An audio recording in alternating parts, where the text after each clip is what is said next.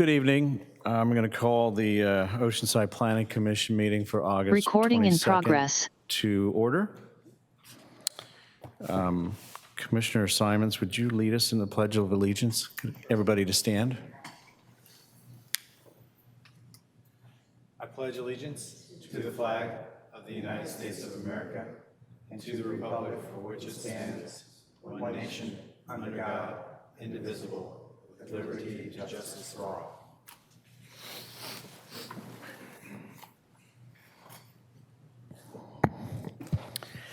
Thank you. City Planner, can you do the roll call, please? Certainly. Chairman Rosales. Present. Vice Chair Morrissey. Here. Commissioner Balma. Present. Commissioner Dodds. Present. Commissioner Custer. And Commissioner Simons. Here. Let the record show that 5 of the 6 planning commissioners are present, and we have a quorum. Great, thank you. Communications on matters not on tonight's agenda. Staff, do we have any slips to speak to that? No, we do not. Great, thank you. I'll entertain a motion then for approval of minutes from our last meeting, July 25th, which I believe was our adjourned meeting, right? Yes. Yes. No, that was not the adjourned meeting. That was the long We are in public August. hearing. That's right. That would have been August. Okay, so we do actually have minutes for our July 25th meeting. Entertain a motion or any discussion? I'll make a motion that we approve the minutes from that meeting. Thank you. We have a motion from Commissioner Balma. Second on that motion? I'll second. And a second for approval of the minutes by Commissioner Dodds.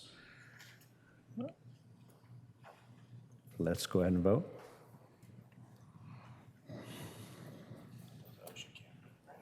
Yeah.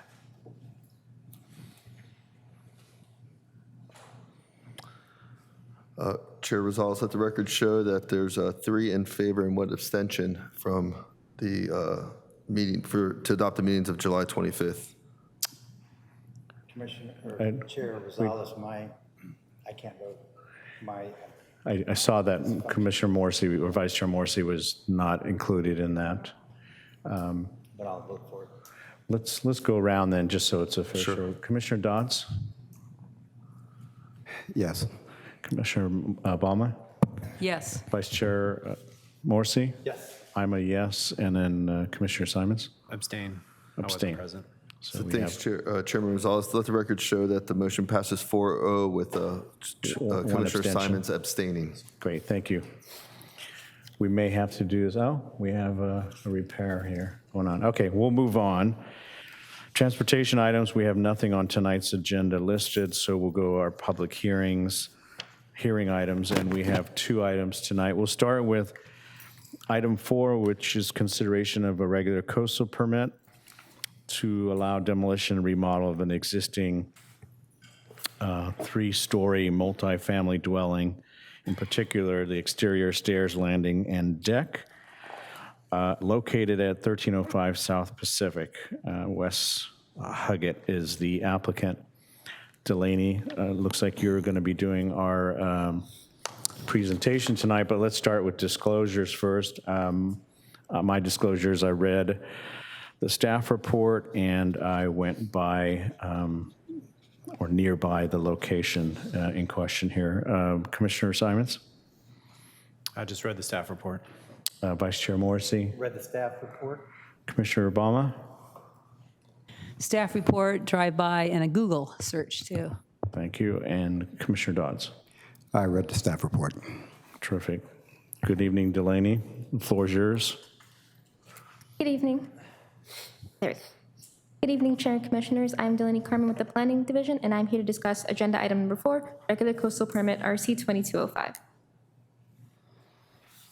The applicant is requesting a regular coastal permit for the demolition and remodel of existing exterior stairs, landings, and decks for an existing multifamily dwelling at 1305 South Pacific Street.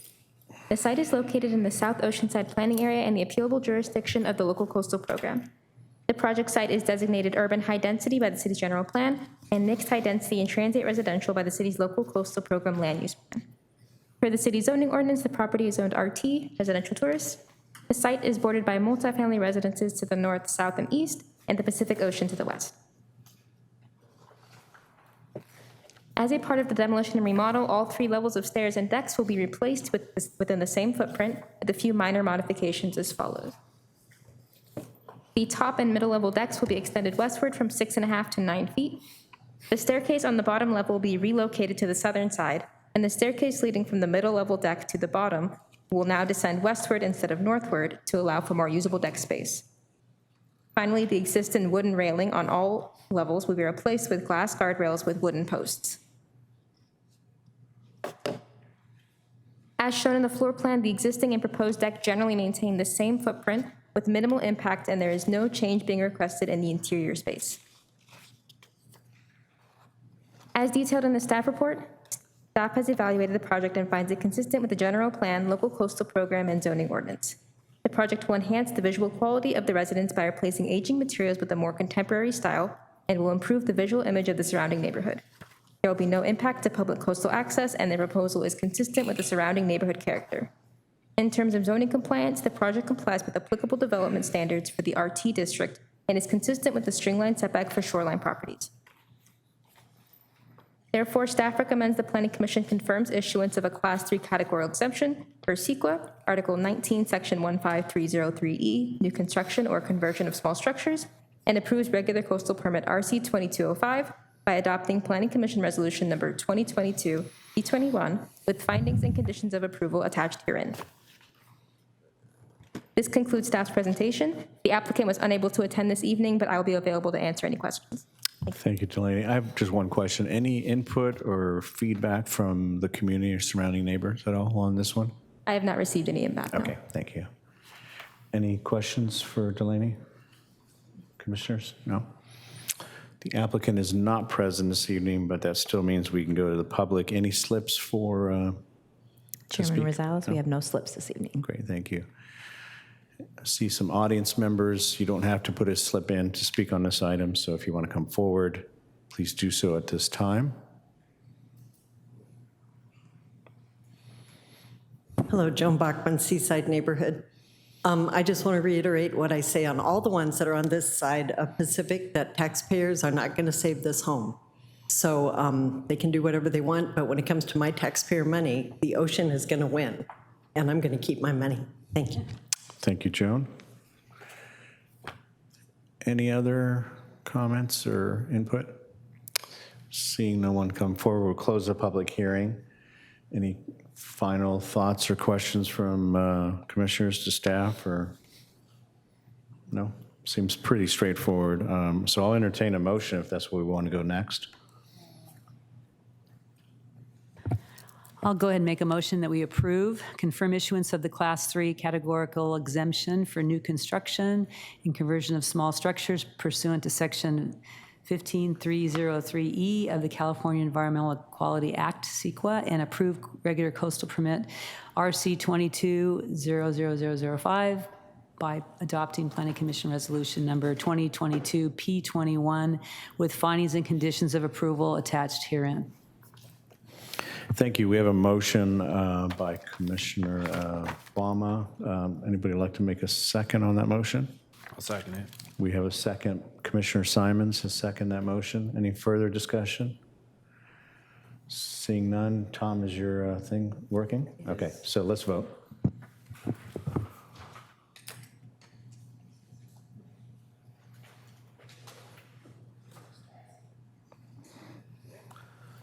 Chairman Rosales, let the record show that the motion passes 5-0. Great, thank you.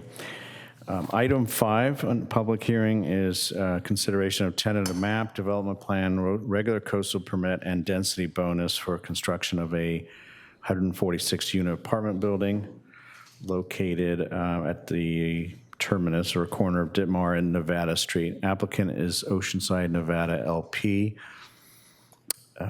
Disclosures. Yeah, lots of them, I guess. So very familiar with the location.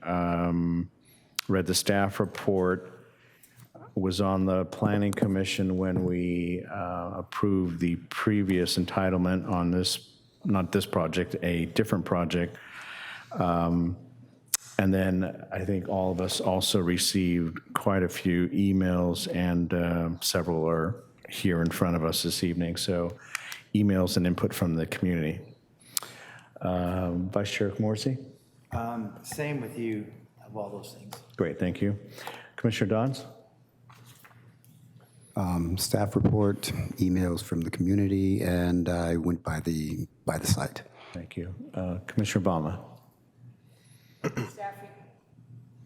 Staff report, lots of input from the community. I was on a commission when we approved the 34 townhomes, and that's about it. A site visit also. Thank you. And Commissioner Simons? I read the staff report and the attachments and just the emails that came in, comments. Terrific, thank you. Sergio, welcome. Thank you, Chairman Rosales. My name is Sergio Madera. I'm the city planner for Oceanside. Tonight, I'm providing a presentation for the project manager, Rob Demahowski, on this item. He can't be here tonight. We'll get started here. So the project is comprised of 4 entitlement requests: the tentative map, a development plan, regular coastal permit, and density bonus application. The 2.67 acre project site is located off of Oceanside Boulevard at the southern terminus of Ditmar, Nevada streets, and is adjacent to the North County Transit District Sprinter line. Surrounding land uses include a mixture of multifamily and single family to the north, a cemetery to the west, and a mobile home park to the south.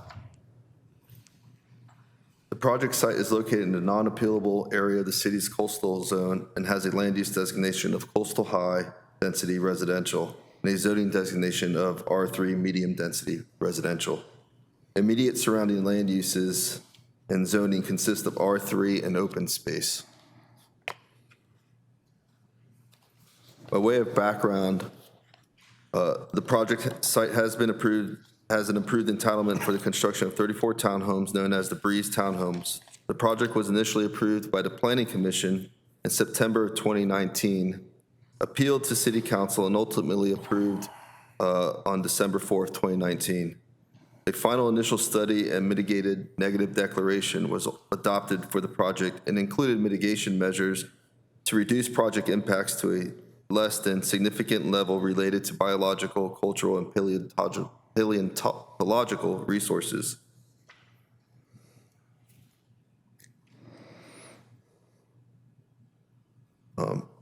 So as we previously mentioned, the project is comprised of 4 entitlement requests: a tentative map to merge the 4 existing lots of record, to vacate a portion of existing right-of-way, and to dedicate right-of-way.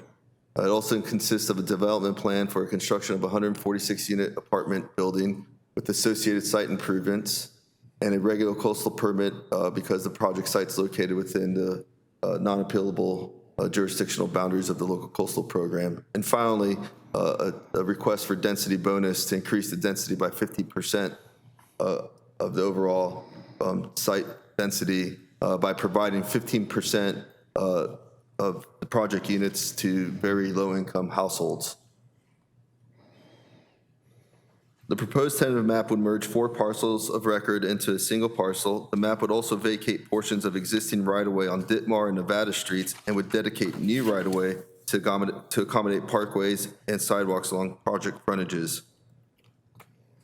The development plan is a request to construct a 146-unit apartment building with associated improvements, including a private driveway and maneuvering area, landscaping, retaining walls, and fencing, and drainage facilities. Street improvements include curb, gutter, sidewalk, and a parkway would be constructed along the project frontages. 2 stormwater basins, recreational amenities, and landscaping would be located throughout the project site. The use of retaining walls would preserve the existing slopes and existing habitat on site, and existing habitat on site and in the vicinity would remain undisturbed. Access to the project site would be provided via a driveway on Ditmar Street, leading to a motor court and the project's parking structure. Emergency access gates will be located on Nevada Street and Oceanside Boulevard. No private vehicle access will be allowed at these locations. The project proposes 259 parking spaces with 229 resident and 30 visitor spaces. 146 spaces would also be 146 bike parking spaces would also be provided. Per density bonus, a project within a half mile of transit is required to provide a half space per unit, equaling 73 required spaces for this project. The proposed building would be 6 stories, 58.5 feet tall, 73.5 feet to the top of the tower elevator structure, with a gross floor area of 222,877 square feet. The building includes 2 subterranean parking levels. At street level, the first floor includes parking, a leasing office, and amenity areas including meeting spaces, a lounge, and fitness center. 5 floors of apartments would be located above the first level. A rooftop deck would include a pool, lounge, and outdoor barbecue area. As described by the applicant, the project proposes a contemporary coastal style featuring clean lines and simple forms. The building is designed to incorporate horizontal and vertical relief with varied materials and elements to create visual interest. The main building will use hardy board and batten siding painted Oceanside sand. The building will include accent walls painted sea green and window frames. Trellises and balcony rails will be painted ultra pure white. So this perspective is looking east from across Oceanside Boulevard from Clemenstein Street to give you an idea of the building's scale and appearance from the north and east. And here's what the building would look like from Nevada Street. You can see the cul-de-sac in the foreground. The project would include a variety of trees, shrubs, and accent plants and ground covers throughout the site and along the frontages, including trees planted along a parkway on Oceanside Boulevard and Nevada Street. A landscape pet park, an outdoor recreation area is also provided on the north side of the building. In accordance with density bonus law, the applicant has requested an increase in density above the R3's maximum permitted density by providing 15% of the proposed units as affordable to very low-income households. That's defined folks who make 50% of average median income, which in San Diego County is between $32,000 and $53,000, depending on the size of the household.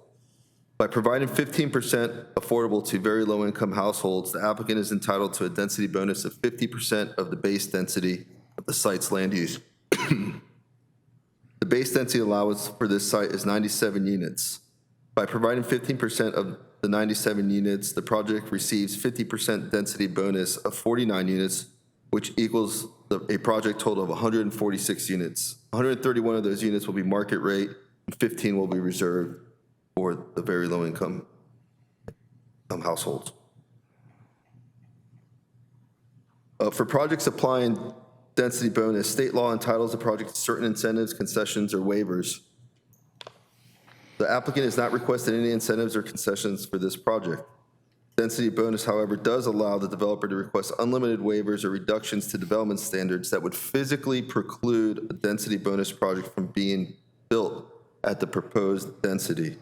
Due to the unique shape and size of the project site, the applicant is requesting waivers of the following development standards with respect to setbacks, increased building height, landscaping minimums in the front yard area, certain drive aisle widths, certain parking stall dimensions, the maximum allowing to exceed the maximum height of retaining walls, and relief from some hillside development regulation. Staff reviewed the requested waivers and found them not to cause public health or safety problems, cause environmental problems, or harm or damage historical property, or be contrary to law.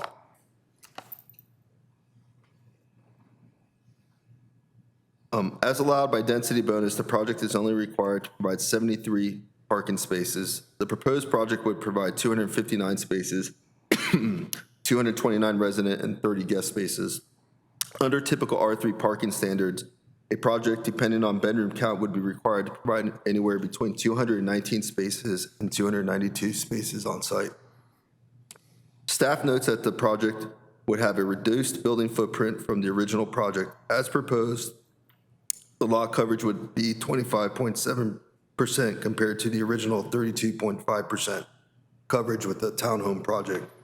While the building itself is taller and has much larger floor area, the revised plan would result in existing habitat on site and in the vicinity, excuse me, remaining undisturbed. Just gonna grab my water real quick. Water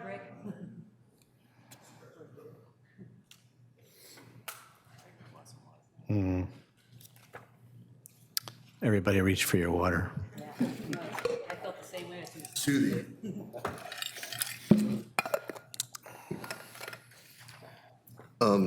Through the community outreach process, the project was modified. It initially was submitted as a 2-building project, and through those efforts, those outreach efforts, the applicant agreed to remove one of the buildings.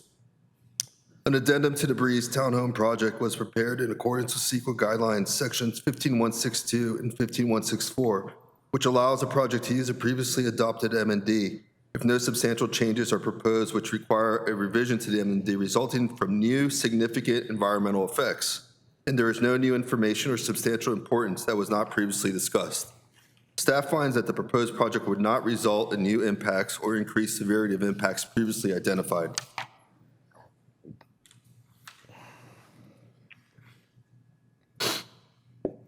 The project is found consistent with the land use and housing policies of the general plan by maintaining a reasonable balance between rental housing and ownership opportunities and encouraging a variety of choices,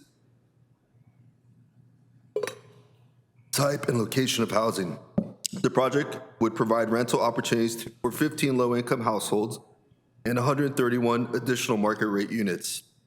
The project would also assist the city in meeting its regional housing needs assessment obligation of 5,443 units over the next 8 years.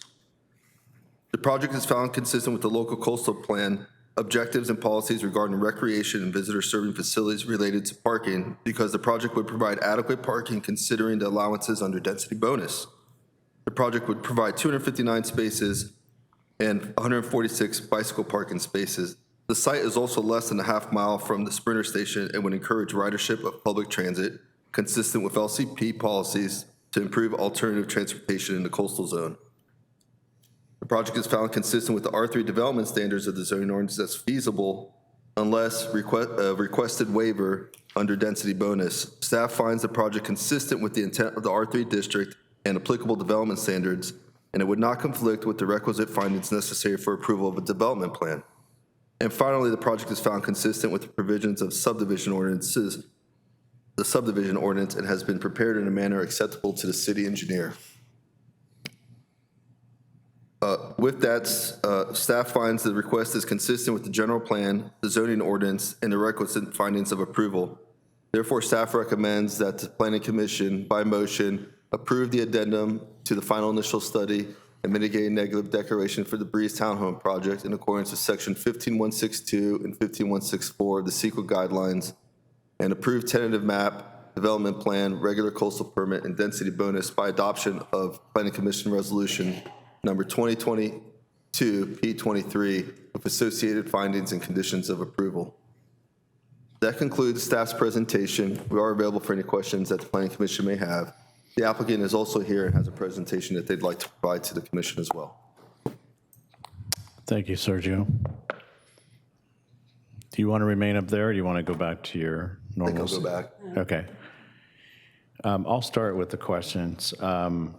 No surprise, I think the tone of some of our email correspondence we got addressed the issue of CEQA and how this project, which is quite different than what was entitled previously, could just sort of carry on with the previous evaluation that was done. I mean, I'll trust that process got us to this point, and staff's suggestion is, that we can carry forward with the addendum that was done. The one thing that I, popped in my mind when I was looking at this was considerably different in size, and so traffic, I would imagine, and such a tight little area around there would have been something I think that would have really been quite different from the previous CEQA evaluation. Can you speak to the traffic evaluation? And we'll start there. There's probably other questions, but let's just go with traffic for now. Certainly, Chairman Rosales. So it's kind of interesting, when the Breeze Townhome project was approved, the metric was level of service for CEQA purposes. Since that time, the metric has moved to VMT. Under VMT analysis, this project is screened out because of its proximity to transit and the fact that it's located within a transit priority area for development. In addition, a traffic impact analysis, or I guess what we call now a local traffic study, was prepared for the project and found to be consistent with the general plan policies with respect to level of service. So in respect to traffic, even though the project is quite a bit larger, there are no new traffic impacts that were identified that weren't previously identified with the previous project. So that being said, there are no traffic impacts associated with this with respect to level of service and or VMT. Okay. Two other things, and I'll let some other commissioners speak up. The Hillside development regulations, as a waiver for this project because of the density bonus, I think I have that right, that was... That was a waiver. Okay, thank you. That's correct. I don't know enough about the Hillside regulations because we don't see too many projects that, have that element. But can you speak to that? Because, again, location-wise, and because there is such a significant hill sort of, I guess on the southern side of it near the railroads. Again, maybe it's just speak to that. I don't really have a question, but I'm curious about your thoughts on why this is a waiver. So, Chairman Rosales and Planning Commissioners, the Hillside Development Regulations are found in Section 3039 of the zoning ordinance. They're applicable to any project site that has certain topographical characteristics, and those being, there's at least some slopes that have display characteristics of 20% slope and more than 25 feet of elevation difference. In this case, this site has those characteristics, and certain development standards would be applicable to it were they were to be processed as not a density bonus project.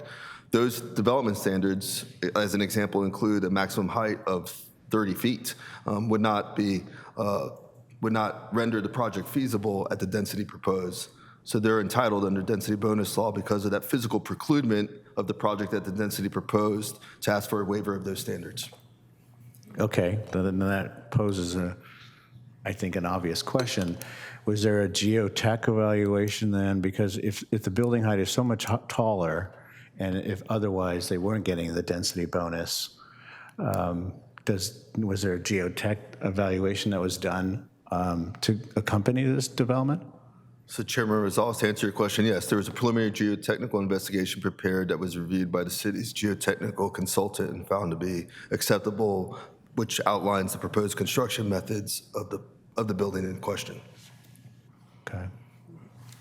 I may come back to that. Last question I have is the landscaping plan. I think what I saw, and I think we got some new information, a little sheet the other day to accompany the information we got previously for the meeting, seemed very sparse and conceptual. And given that the location of this building is going to be very, very visible as you head south on the 5, it sits perched up on the hill there in its height, I would have expected to see a very robust landscaping plan that would have shaded and almost camouflaged the building there so it wouldn't be so prominent on the hill. So I was very disappointed in that. But and I see in one of the density bonus waivers that there's a minimal amount of landscaping that goes along with this project. So again, no question here. I'm just stating kind of my position on that. Again, very disappointed. So Louise, Commissioners, also I could provide a clarifying statement on the requested waiver for landscaping. So the requested waiver for landscaping doesn't have to do with the overall site landscaping, rather has to do with the front yard landscaping, which the front yard for this project was determined to be the Ditmar frontage. It's the narrowest lot line which abuts a public street, public right-of-way. That's why it's considered the front of the lot. Because of the physical configuration of that lot, they can't accommodate 60% of that area because of the drive aisle and access to the project site. with landscaping, it's a smaller percentage. So it's only in that one area that's requesting a waiver from, not the entire site. It actually exceeds the minimum landscaping requirements mandated by the zoning ordinance. Okay. I had a comment about the architecture, but I'm going to go to my commissioner who has that background. Commissioner Bama, maybe you wanted to touch on that? I was, but I was just going to comment on your comments about adding more landscaping to maybe kind of shield the building that's 8 stories high. I'm not sure many trees grow that high that fast when you buy them, so that'd be kind of almost impossible. But I also question why this doesn't have to go back for more review with CEQA, with an EIR, with how you just accept it. I understand they stayed away from that whole slope. They're very smart about that, so they didn't touch any of that. So that would stay within the same privy of the last 34 units, but now with 146 and this bulk and scale, and that kind of brings in fact with the architecture, everything we've always seen that has come through with density bonus has been sensitive on the design to at least allow some undulation, some ins and outs of the building, something that to give the community a feeling that this thing would kind of fit into the community. This is so far on the other side of the Richter scale. I've never seen anything. I mean, I've been on the commission a long time. I've never seen anything this stark, except for possibly maybe as people have said, a prison or a hospital or whatever possibly might be the start. But there's no building, like you've always made movement. You've always required that of other projects to have movement and have break up like this long, how many hundreds of feet is that elevation with some kind of break? I mean, it's just a straight, there's not even any balconies or anything. So how did you guys value that? How did you guys, that was because density bonus, you just get what you get? So Commissioner Baumann, I think there was a question in there, and yeah, it it has to do with the design. Did you guys view it like, usually you always require people to have some kind of like undulation between long building walls, and this has got a super long building wall which is straight.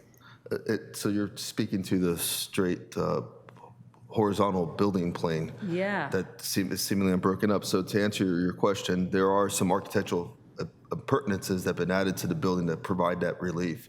And so the building has some horizontal relief by the appurtenances of the solar eyebrows that have been provided over the windows.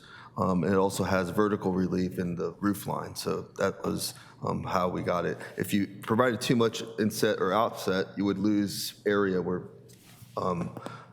dwelling units could be built. And so given the site's constraints, its narrow and long shape, this was the building and design that fit the site that allowed it to meet the density that they were proposing.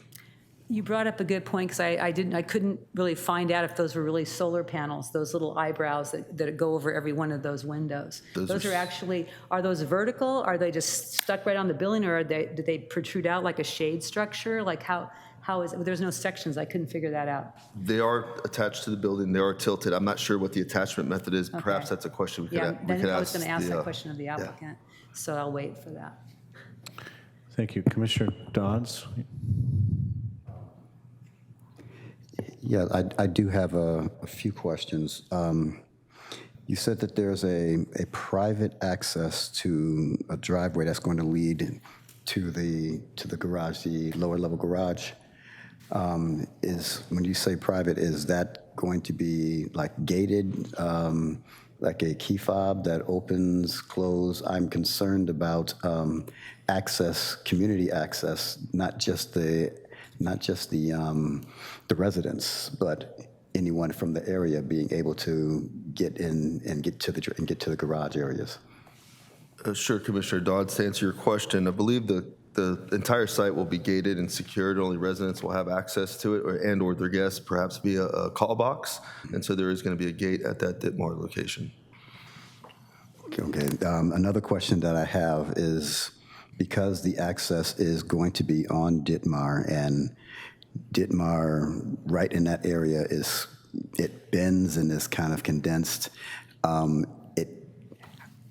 There's no guarantee, but it kind of lends to visitors because that's where their friends live. That's where they're going to try to first find parking, and it's already tight there. How do we regulate visitor parking? street parking because you've got homes there and their parking is already limited. And then you're going to have visitors from 146 units that could possibly try to find parking right in that area because that's the access that they know that their friends go to.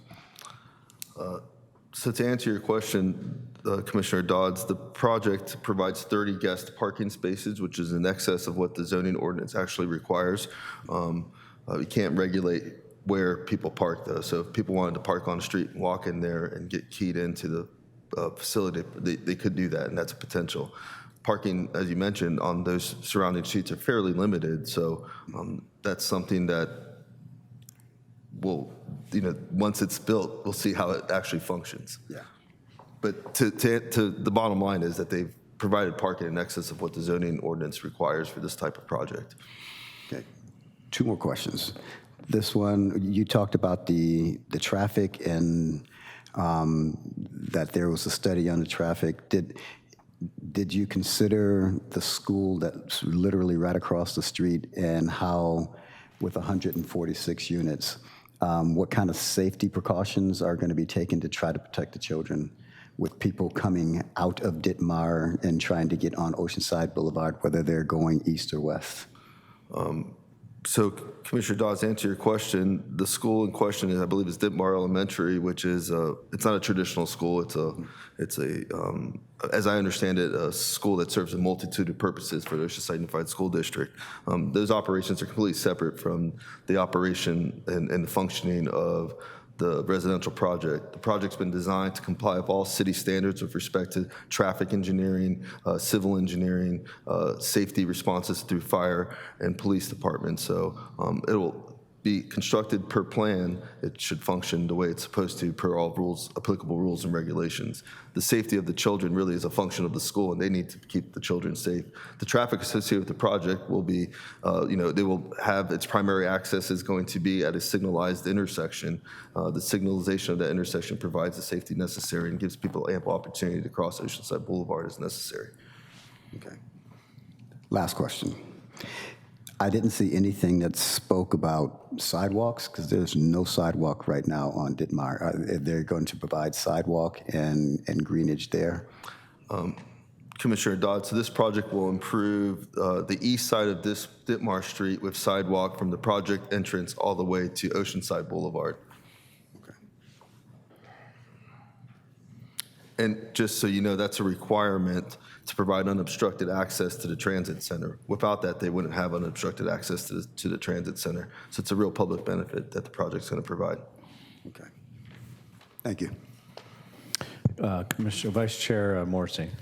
Yeah, I had a question. What's the cost of a market rate unit versus a very low income unit? I mean, and it goes from market rate to very low. Is there anything in between there? That's, I guess, really a question of definition.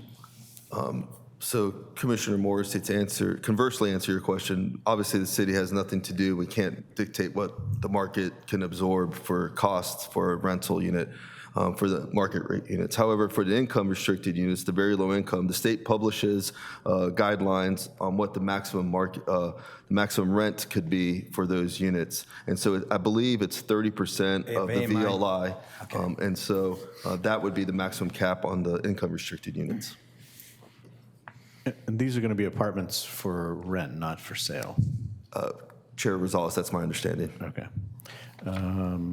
Commissioner Simons? The applicant requested a waiver of the two-way aisle width within the parking garage from 24 feet to 20, correct? Commissioner Simons, for portions of those two-way drive aisles, only where there's no parking associated with them. So really, it's the ramps that are 20 feet instead of 24 feet. The zoning ordinance requires a 24-foot when you have 90-degree parking on either side of that drive aisle. It requires a 24-foot width drive aisle. And the areas with the ramps, there's no parking associated there, so they've asked for a reduction in that width. What's the purpose of the 24 feet? To allow for Ordinance. turning movements to those angled parking spaces. But the ordinance doesn't differentiate between where there's parking and where there's not parking. It does not. So the ordinance is there to allow for 2 vehicles to pass, whether it's on a ramp or whether it's in the parking spaces, correct? That's correct. Okay, so at what width? The purpose of it is a safety issue to avoid 2 cars passing at the same time inside the aisle or on the ramp to give them enough space to maneuver, correct? I think to your point, Commissioner Simons, the zoning ordinance doesn't differentiate.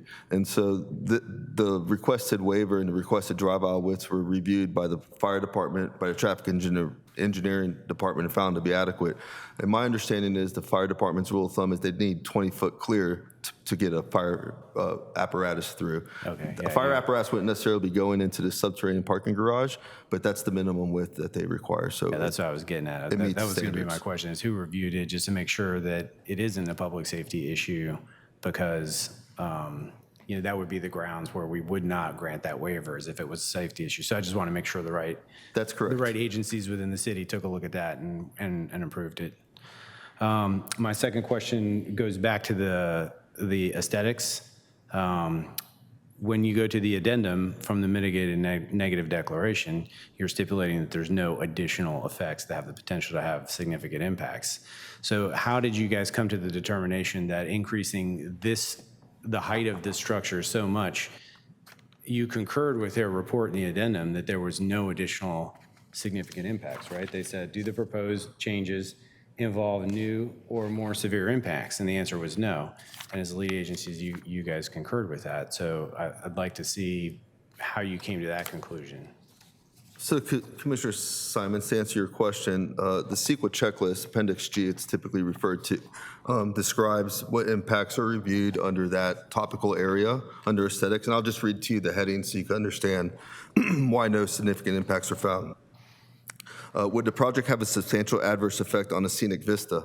Well, there are no identified scenic vistas in this area. Would the project substantially damage scenic resources, including but not limited to trees, rocks, outcroppings, and historic buildings within a state scenic highway? This project site's not located within a state scenic highway. Let's see. Lost one here. It's B, maybe C. I don't see C. Well, C got lost on me here. But D is, would the project create a new source of substantial light or glare which would adversely affect day or nighttime views in the area? It was found to be no. And so those are the aesthetic values which were analyzed as part of the preparation of the addendum for the project, and there were no findings to the contrary that there would be no adverse impacts created by this project with respect to aesthetics.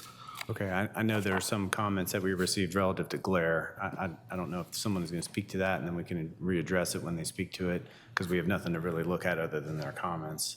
So maybe we'll table that until somebody, is somebody going to speak to that while we're here, or is that just only what we're going to see? Perhaps that would be better answered by the applicant. Okay. And maybe it would be answered through their presentation. Okay, sounds good. Thank you. Okay, we're clear right now for the commission in terms of questions, but we may come back to you, Sergio, for some additional. So applicant and/or their representative, if you want to come forward, I understand you have a presentation. You heard some of the commentary here. I'm sure you've seen some of the emails. But go ahead, Dan.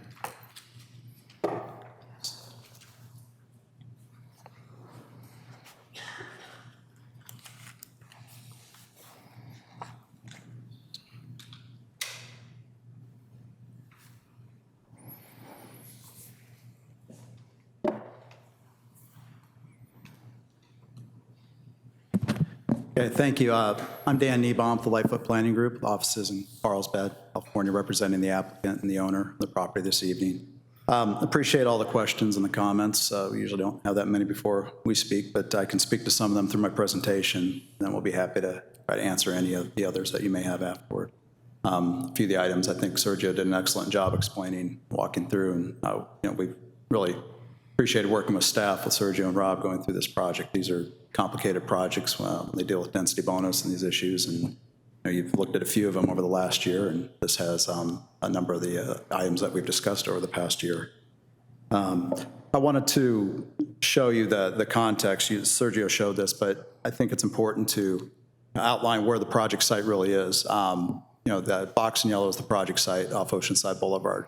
But pointing out some of the other uses that are in the area, it's a very diverse area. There's a lot of different elements along Oceanside Boulevard and along the Coast Highway corridor. In our sites here, we have the 7-Eleven and the commercial uses and office uses along Oceanside Boulevard as you go further toward Coast Highway.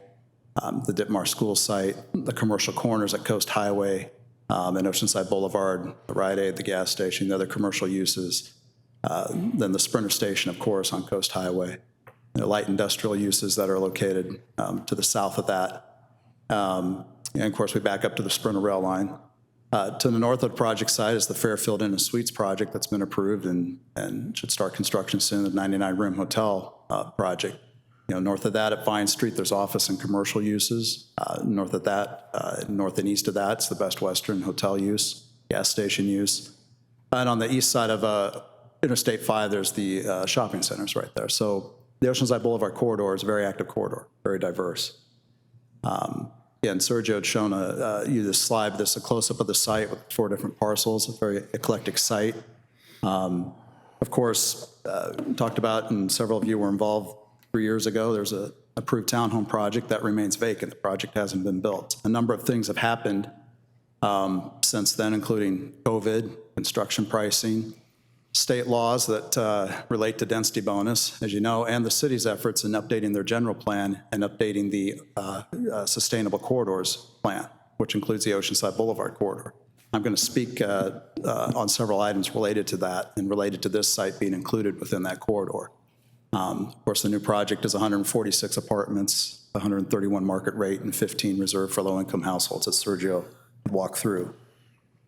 This graphic is the Smart and Sustainable Corridors plan this is pulled from the plan. I wanted to present that to you. Our project site shown, in the lower corner at the kind of the end of the Oceanside Boulevard corridor. But we're within the corridor. I have some enlargements that will show our site within the corridor. And the policies going forward that are applicable to the corridor will be applicable to this site. I've pulled some of those out tonight to show you, and they really reinforce increase in density, infill development, near transit along the corridors. And that's what we're doing with this project. The vision plan states the corridors are envisioned to leverage existing urban infrastructure and accommodate new housing and employment growth, which in turn will contribute to the safety, accessibility, vibrancy, and visual quality of these corridors. And then secondly, new nodes of activity located near transit stations and major intersections, provide for infill growth consistent with state, regional, and local smart growth initiatives. And that's how this site fits into that. It applies to all those items that were mentioned. This is an enlargement of our site. The area outlined in, the area outlined in orange. I might want to do this. Yeah, that's a little better. The area outlined in orange is our site. The entry to the site comes off Ditmar, but we're within the areas identified in the corridor. And we're well within the walkshed of the Sprinter transit station at Coast Highway. That's the half-mile walkshed, smart growth area, the Coast Highway smart growth area and development area shown along here in the Oceanside Boulevard connection here. This is taken from the corridors plan as well. It identifies Oceanside Boulevard as really the most active corridor within the corridors plan document, considering its connection with Coast Highway, its connection with the Sprinter line. And the document goes on to say that Oceanside Boulevard is envisioned as a dynamic transit-oriented corridor with a mix of shopping venues, restaurants, industry, and residential development organized around Sprinter stations. North County Transit District even commented on the project and supplied a letter to the staff, and that's in the file, but commenting on this site's appropriateness to support alternative transit and support development near its Sprinter stations and in smart growth opportunity areas. This enlargement, again, shows our site within the corridor outlined in purple. They have identified the node for development at Oceanside Boulevard and Coast Highway. Again, the transit center near there, just reinforcing our extreme proximity. We're within a third of the mile of the transit center right here. and that reinforces the proposed development. This analysis comes from the corridors plan as well. They looked at opportunity sites within the plan area and identified them in multiple tiers, tier 1, 2, 3, and 4. I highlighted tier 1. Tier 1 identifies vacant sites and considers them with the highest development potential. And we're shown as having an approved townhome project, but the site is vacant and is consistent with the policies in the corridor plan. I think it's important, the statement at the bottom that comes from the corridors plan says, with California and the San Diego region in the midst of a profound housing crisis, and with many residents experiencing homelessness, it is incumbent upon local jurisdictions to facilitate additional housing production across the income spectrum, with an emphasis on senior, supportive, and lower income housing. And this plan seeks to boost availability of housing sites by promoting a range of housing opportunities along the corridors. That's exactly what this project does. Some of the policies and recommendations that come out of the plan, I wanted to present some of those tonight, and some of them that are specific to Oceanside Boulevard, because we think the project that we've designed meets these policies and speaks to them and is what is going to be implemented along the corridor. One of the first ones, promote infill development on opportunity sites. It says focus new development on opportunity sites and support infill development along the 3 corridors. Provide a diversity of housing options. Promote the use of innovative building methods and materials and the development of alternative housing types, and look at emerging technologies such as prefab or cross-laminated construction that help support financially feasible development. I'm going to talk about that in a minute a little bit more. Also support a pedestrian-oriented city. Promote land uses that help shape new growth to create a denser, pedestrian-oriented environment in pedestrian-focused areas. And specific for the Oceanside Boulevard corridor, related to housing locations, support medium to high-density development along the corridor in strategic locations near transit hubs, while balancing the needs of other existing industrial areas. They had an example in the plan with an area between Canyon Drive and El Camino Real, but this policy applies to the whole corridor. And again, make multimodal connections, provide accessibility upgrades such as improving sidewalks, ADA ramps, and complete the pedestrian network. Stay in some portions of the corridors and not have sidewalks. I think the question was asked earlier about the Ditmar street alignment. Sergio answered that. We will improve the Ditmar along the east side of Ditmar Street from the project entry out to Oceanside Boulevard. Specifically for the Oceanside Boulevard corridor, create a more pedestrian-oriented streetscape in areas prioritized for pedestrians, such as along residential areas and near sprinter stations. Seek to improve the tree canopy so it presents a consistent image. A comment about our landscape plan. We think we have a fairly robust landscape plan adjacent to the building. It's a conceptual plan. Again, we have more than 50% of the site dedicated to open space and landscape, and approximately 21% is what's required. But we did look at that. We looked at areas along the streetscapes and areas adjacent to the building and along the hillside, keeping in mind the constraints of that hillside.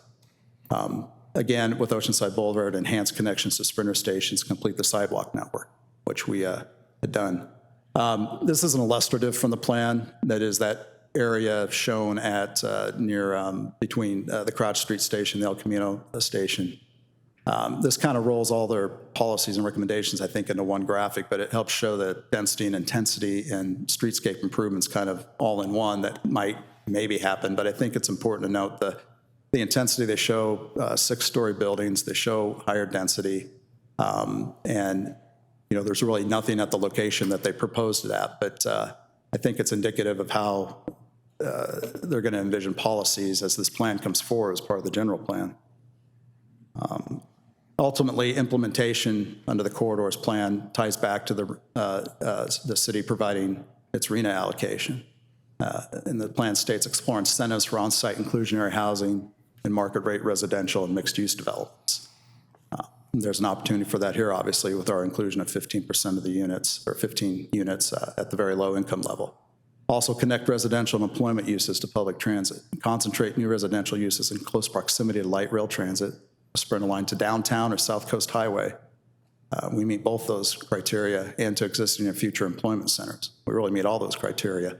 Identify and explore ways to alleviate barriers to active transportation within smart growth opportunity areas.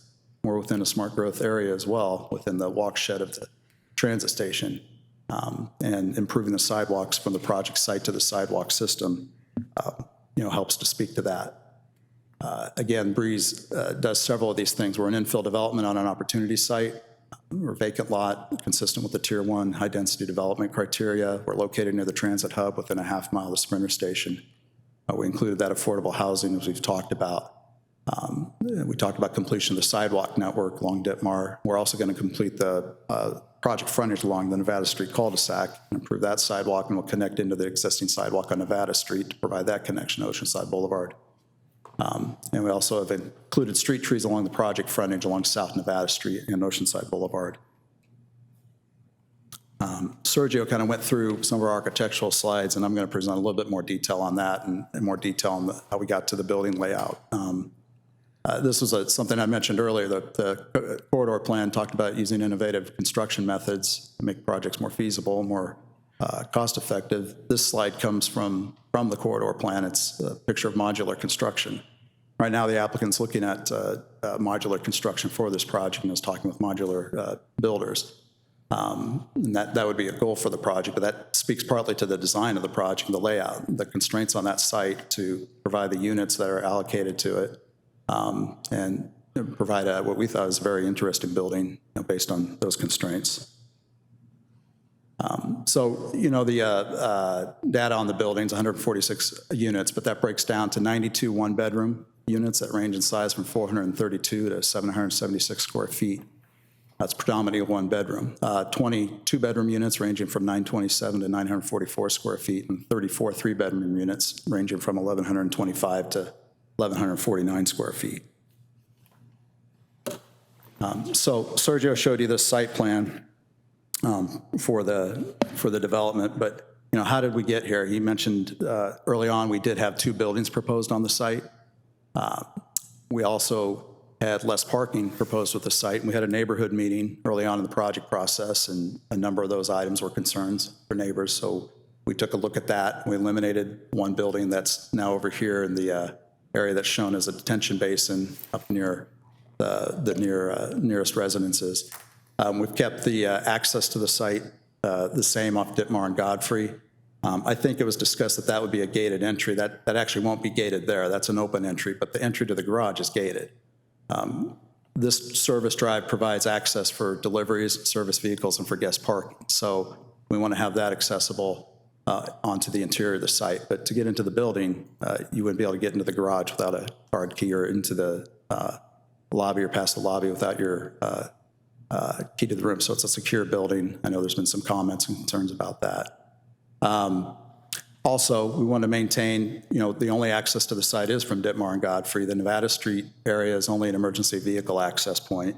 The area off Oceanside Boulevard is only an emergency vehicle access point as well. That was reviewed very closely with the fire department, with fire staff early on in the project in the design process.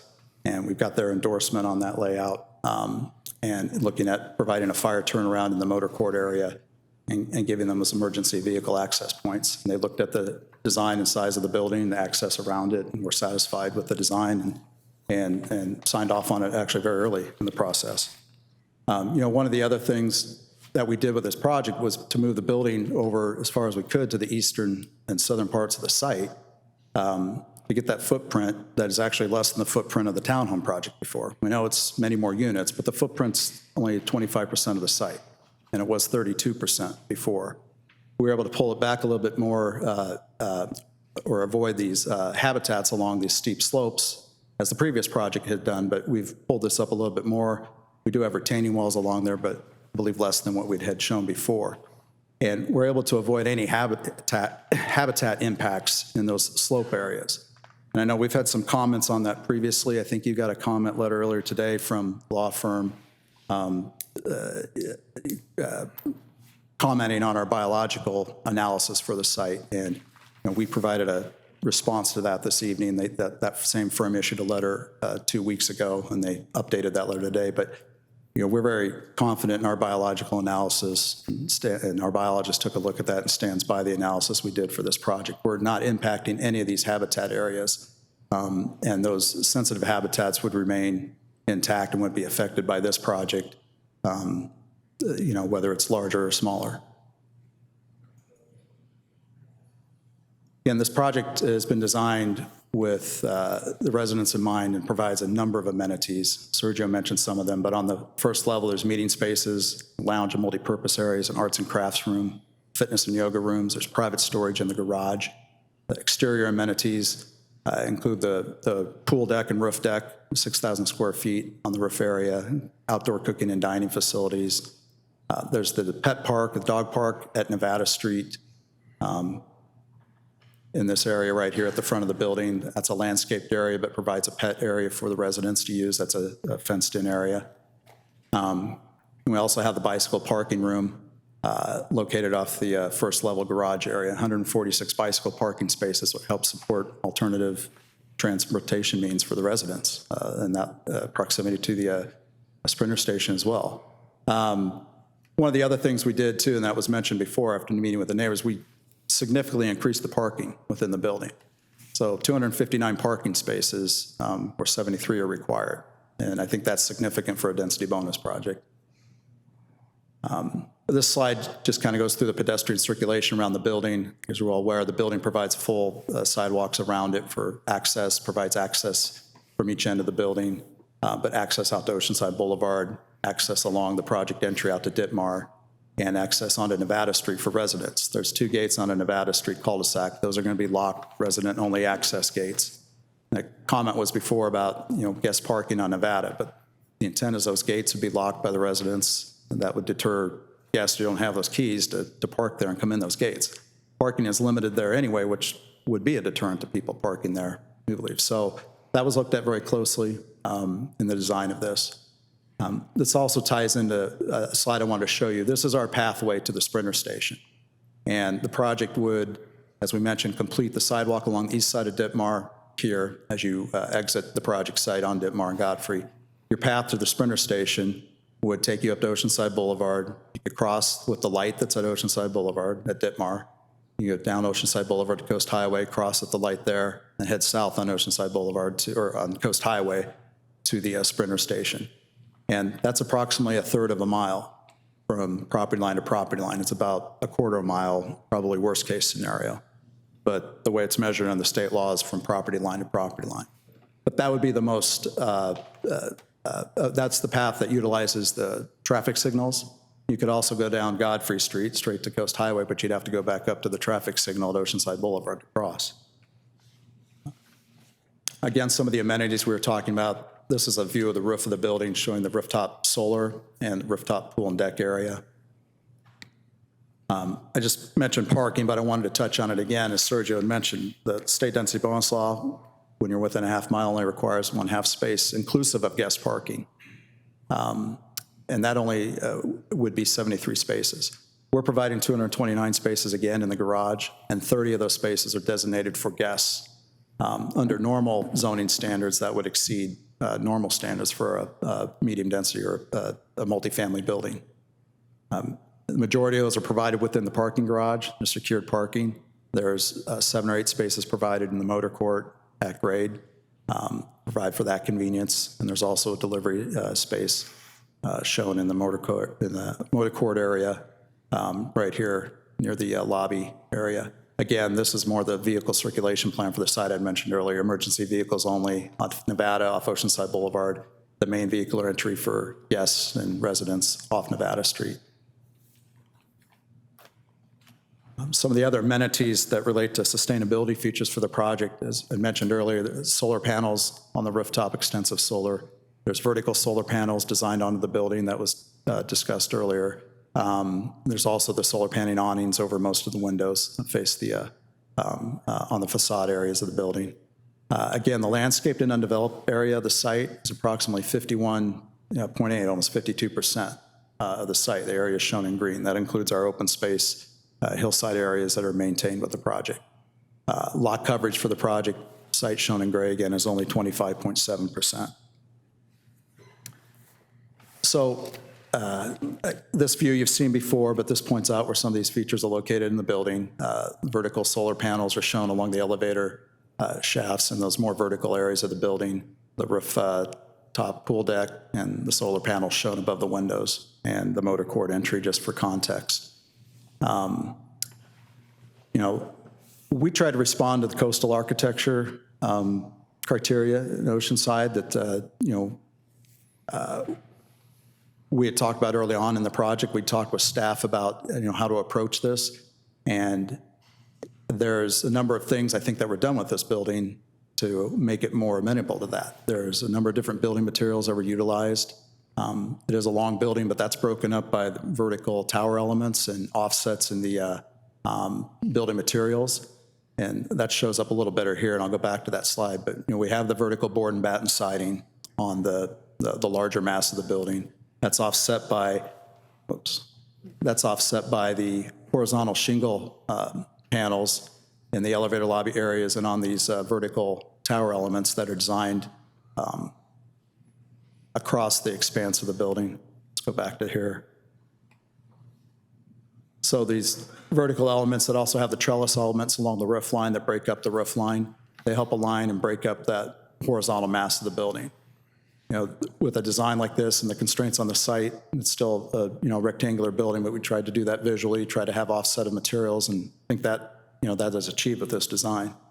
Excuse me. There's also the vertical solar panels that we talked about. I know there's been some comments on the solar panels and, about glare and reflectivity. Well, solar panels are designed to absorb light, not reflect it. There's a number of studies that back that up. There's probably, outlier instances of glare or glint in certain installations, but as technology improves, solar panels improve their efficiency, and they're made to absorb more and more light. The reflectivity of panels is, when compared to, it's less than, regular glass windows. They're more reflective. But the building's also been oriented that the vertical panels and the panels above the windows aren't oriented directly toward adjacent residences when you consider the layout of the building. The vertical panels on the walls face more toward the slope area, the hillside area, and toward the motor court. And the panel above the windows, which would be mounted with a bracket system, that would be determined with final construction drawings, but it's a typical bracket system that would hold them at that angle. I'm going to show you the building. If you look at where the building footprint is and where the neighborhood homes are, most of the vertical panels are on the end near the lobby area, or oriented this way toward the hillside, toward the coastal area, and not toward the residential street. This is another view of the site. Sergio showed this, but I think it's important to show this is the area along Oceanside Boulevard. Again, we have these horizontal balcony spaces that help offset and articulate the ends of the building and kind of provide the bookends to it, and presents a real five-sided architectural approach to this building. The back of the building, we have consistent materials throughout, and the trellis details that carry along the roof line carry a rhythm throughout the building. We've asked a number of questions, and Sergio, I think, did an excellent job speaking to the waivers that are included in the application and the staff report. As mentioned, we haven't requested any incentives or concessions with this, although the project would qualify for 3. I know that's come up with some other projects in discussing that, but we haven't asked for them. And, waiving sidewalk improvement might be something like that, but we wanted to make sure to put that in because that's important for the connection to the Sprinter line. So in summary, the infill development for Breeze is located in an urbanized area within a half-mile major transit stop, within a smart growth opportunity area, and within a smart and sustainable corridor, which is the Oceanside Boulevard corridor. This will provide the city with needed housing with a range of apartment sizes, including 15 reserved for very low-income households. We complete the sidewalk network at South Nevada Street and along Ditmar Street, as we've talked about. We improve the streetscape along public rights-of-way. The project provides its own solar energy generation in creative ways and maintains over 50% of the site as landscaped or undeveloped space. And the project significantly exceeds the parking standards, as we've spoke about, available under density bonus. I think most importantly, we comply with the city general plan and zoning ordinances and the state density bonus program, and with the local coastal program. So with that, I'm happy to answer any more questions you may have while I'm up here, with our owner and team, but we're available for anything you might want tonight. And we would ask you to concur with staff's recommendation for approval of this project and to consider what we presented tonight. Thank you. Thank you, Dan. I had one question, just an odd one maybe. One of your slides had the number of units in the development that were single bedroom or one bedroom versus double. It seems like there were quite a few one bedroom apartments. Is that where the market is now? It seems like two bedroom apartments would be more the standard than one bedroom. Well, I think we've had a number of projects that have had predominance of one-bedroom units when they're located near transit. So, the owner took a look at the market, and that's the layout. So there was about 92 bedrooms, I believe, one bedrooms in the project site. That's what I saw. Looking ahead at the market. So, and also that helps to support the fact that there probably won't be large household sizes in there. That ties back to our parking needs and, the use of transit and alternative transportation opportunities. Okay. Commissioner Obama? Thanks, Dan, for your presentation. You did a great job. Thank you. I guess I have a couple of questions. Well, one's just a comment, I guess. Like in the name, it's called Breeze, right? So I looked at the windows, like what kind of windows and how are the openings going to work there? Because when you look at the floor plans, I mean, I've never really seen this myself, but there's like kitchens, dining rooms, and bedrooms without any windows at all. And in the kitchen situation, I forgot which one it was now that I looked at. I think it might have been type D. If you burn your toast, let's just say in the kitchen, how are you going to get that out of there? Is there going to be some kind of ventilation that's going to be added into these units? Because the wind doesn't just come in, it has to go someplace. And so when it just goes in one window, and I'm not sure how big these openings are, hopefully they're operable, or maybe they're not. I don't even know. Can you tell me a little bit about that? The Breeze part of Breeze. Well, the breeze is what comes off the ocean, right? But in the units. Yeah, as I understand, they're operable windows with the mullions that were shown. As ventilation, the building code requires that in kitchen spaces. So I think there'd be a normal code required ventilation throughout the units. They're one-sided units off an interior corridor. So most of them only have one-sided windows, but that's somewhat typical of that kind of design. Kind of layout. Yeah, it looks like that, like probably in a hotel or something. But the other thing I was going to comment on is like we've seen a lot of density bonus projects, and they've always used all of the different incentives that they can to build. And you guys have gone through your density calculations, and you went right down to the exact maximum you can build, which is 146. Like a lot of guys end up just maybe coming off that a little bit. Like maybe they'll come to 100 instead of 146, or maybe they'll come down 20, and they'll use some kind of amenities where they kind of give back a little bit to the community. What was the incentive? Just go right to the wire. Let's use everything we got. We're going to do the 146.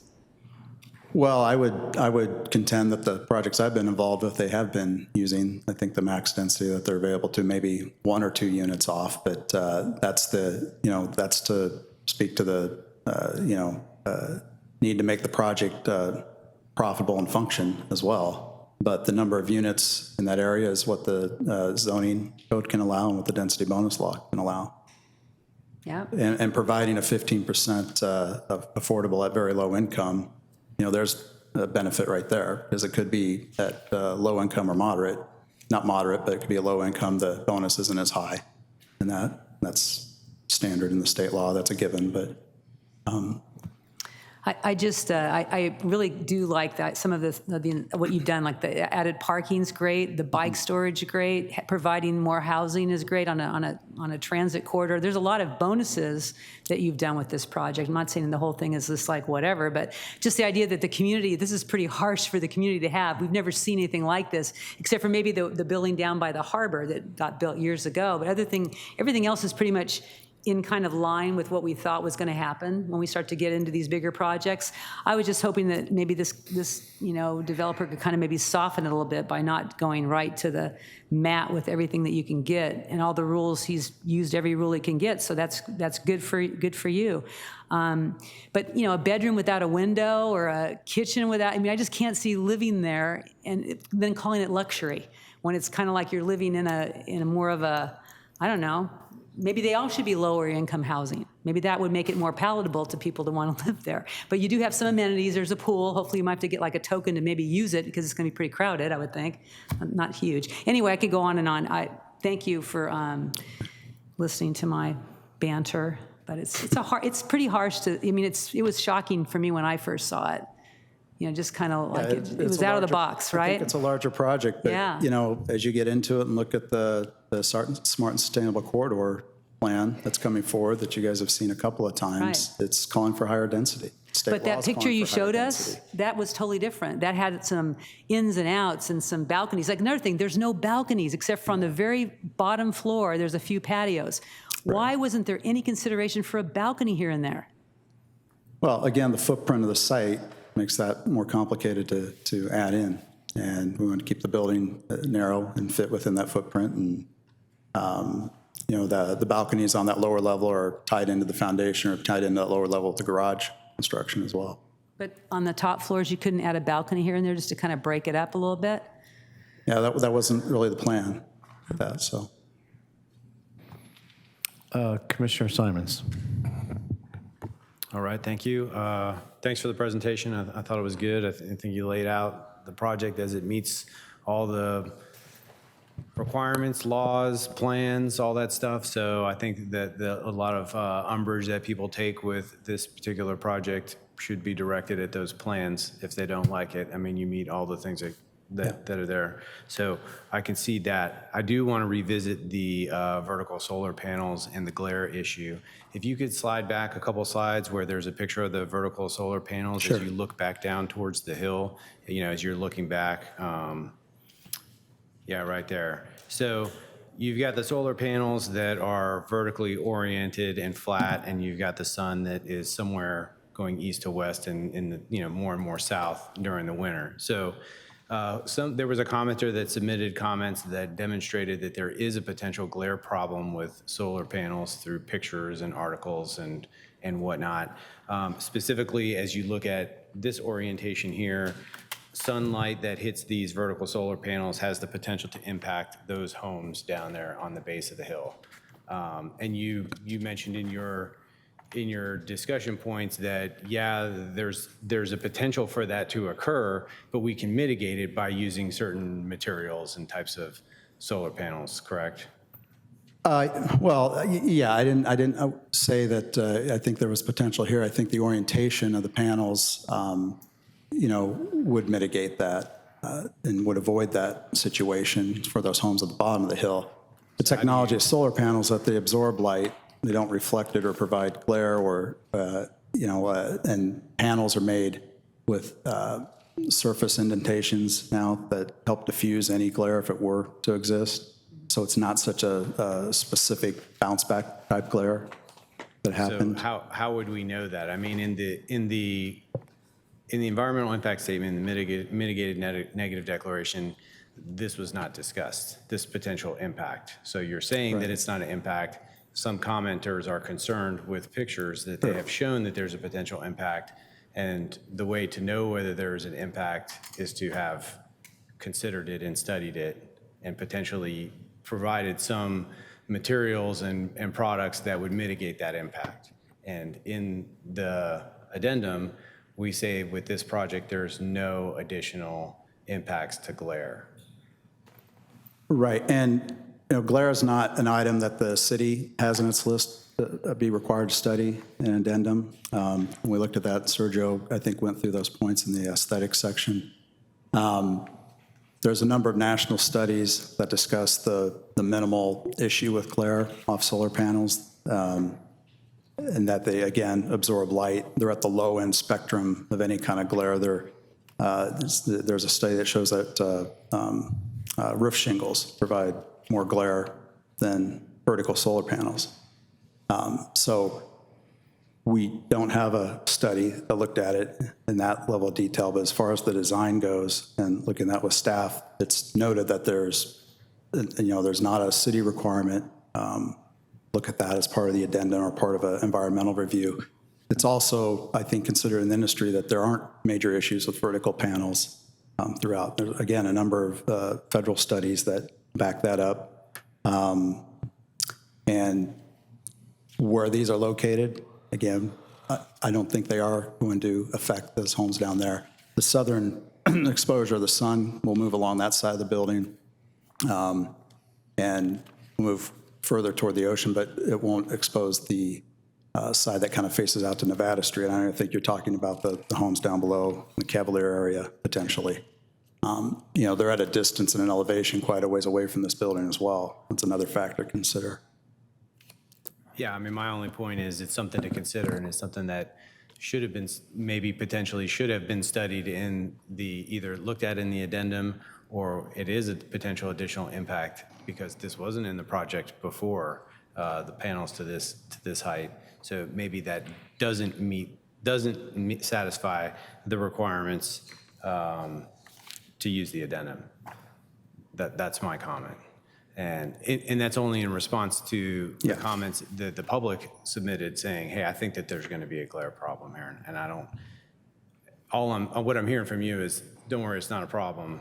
We don't need to study it. And the city didn't ask us to study it. But here on the checklist, it says, would the project create a new source of substantial light or glare, which would adversely affect day or nighttime views in the area? So, I mean, I guess I can redirect my comment to Sergio now, having seen the comments from the public that expressed a concern about it. Where's the city stand on that? So Commissioner Simons, to add, to respond to your question, would it adversely affect day or nighttime views in the area is what the checklist question asks. The zoning ordinance has competing interests, right? So one of the things that we mandate that these projects do is provide 50% of their energy consumption on site. What the applicant has brought forward is an attempt to meet that mandate of 50% energy, renewable energy consumption on site with the inclusion of the amount of solar that's been included on this project.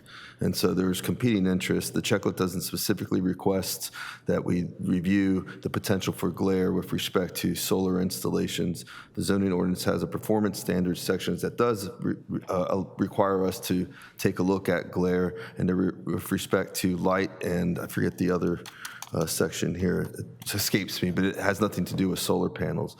The instance which solar panels may have glare, it's probably fairly benign, and with respect to, it'll be a passing glance, a moment in time at a certain time of the year, a certain angle that the sun is at, and it might hit a solar panel and it might have a glare response, but it's not like ongoing every day all the time. So it all changes, it evolves, right, with the seasons, the angle of the sun is different. So it's really hard to ask a developer when we have one requirement to provide a certain amount of renewable energy on site and then ask them to provide a study that analyzes 365 days a year and the potential for glare impacting one or two homes.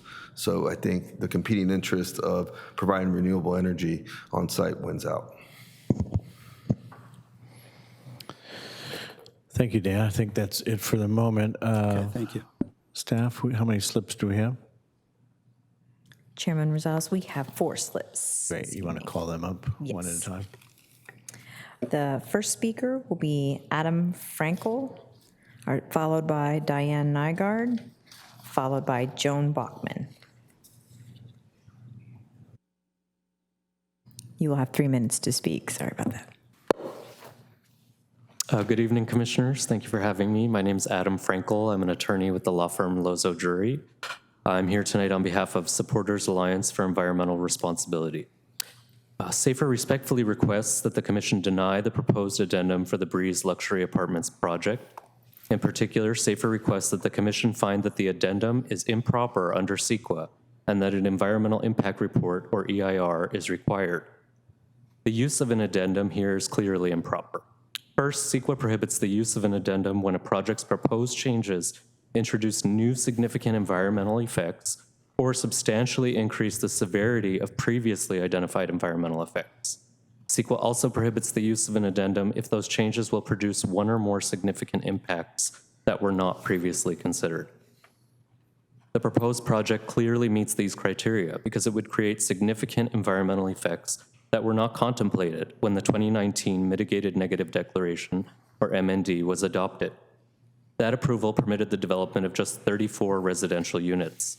Now, based solely on that review, the applicant is seeking approval to construct an additional building and parking structure that would contain 146 units and 268 parking spaces. To be clear, that is nearly 5 times the scope of the initial project that was considered under the 2019 MND.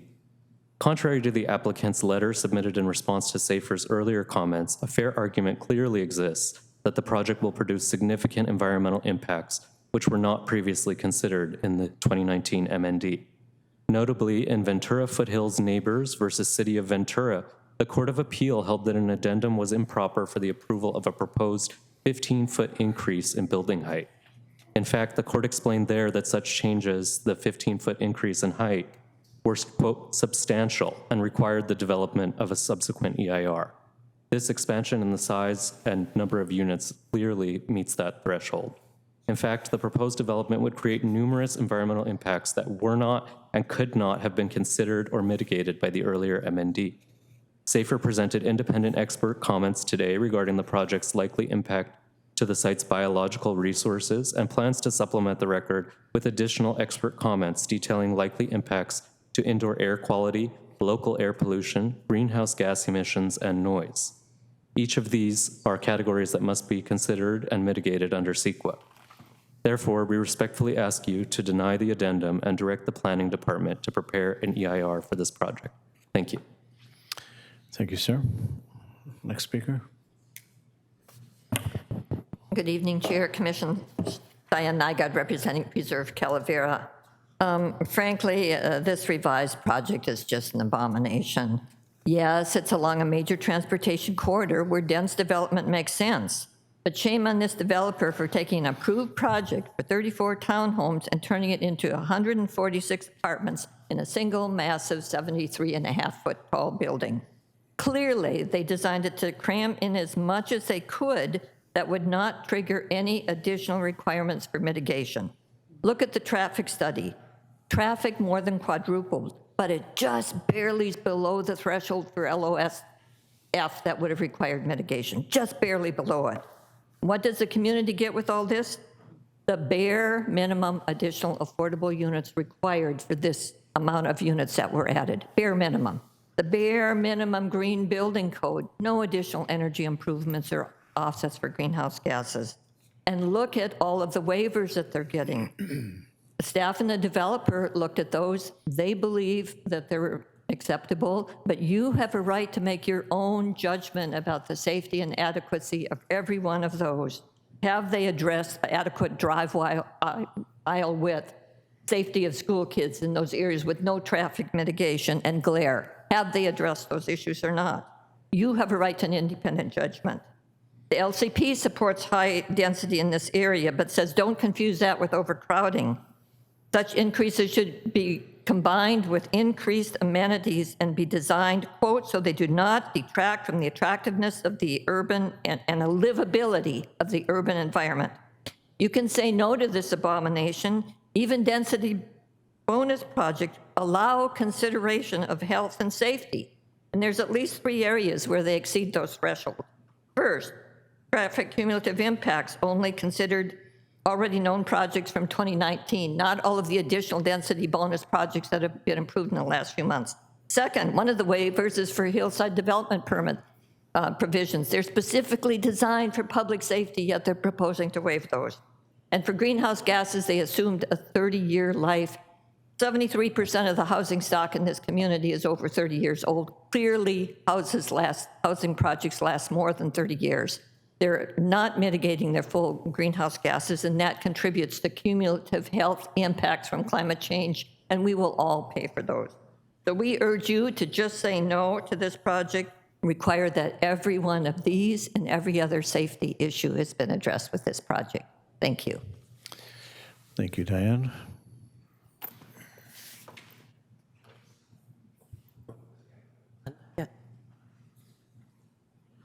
Hello, my name is Joan Bachman, as you know. I'm going to show you a number of things, if I can get them on the, up there, please.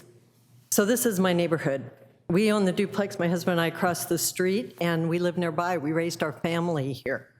We've lived here a very, very long time, and during that time, we've tried to make this neighborhood better for everyone, and that includes everyone. We have never been NIMBY. I love the Smart and Sustainable Corridor Plan. When we need a solution, we really need it. And we are the giving neighborhood. We always give, and people always take. So for any development on this site, any development, you must have a condition and direction to staff that we get real street trees. Right here, sorry, you're just gonna have to hear me from a distance. this is Oceanside Boulevard. This is looking east. This is looking west. This is looking west. There's exactly one actual tree. That's my tree. This lot was made smaller when Oceanside Boulevard was widened, so there is nowhere to go. These trees are going to be cut down soon, don't you think? If you owned that, would you cut those down fairly soon? Now, if we put this on here, these people are so cynical. They did not give us a view from Oceanside Boulevard. This is the view from the hillside, from the other side. Those trees aren't there. So it looks like this. They did not provide this kind of a view for anyone. The views they showed you actually weren't really true. No landscaping, no street trees, and that view had to be flipped. Look at that. There are 20 units there. So do you think that's safe? Does anyone remember the tailhook scandal where there was a gauntlet?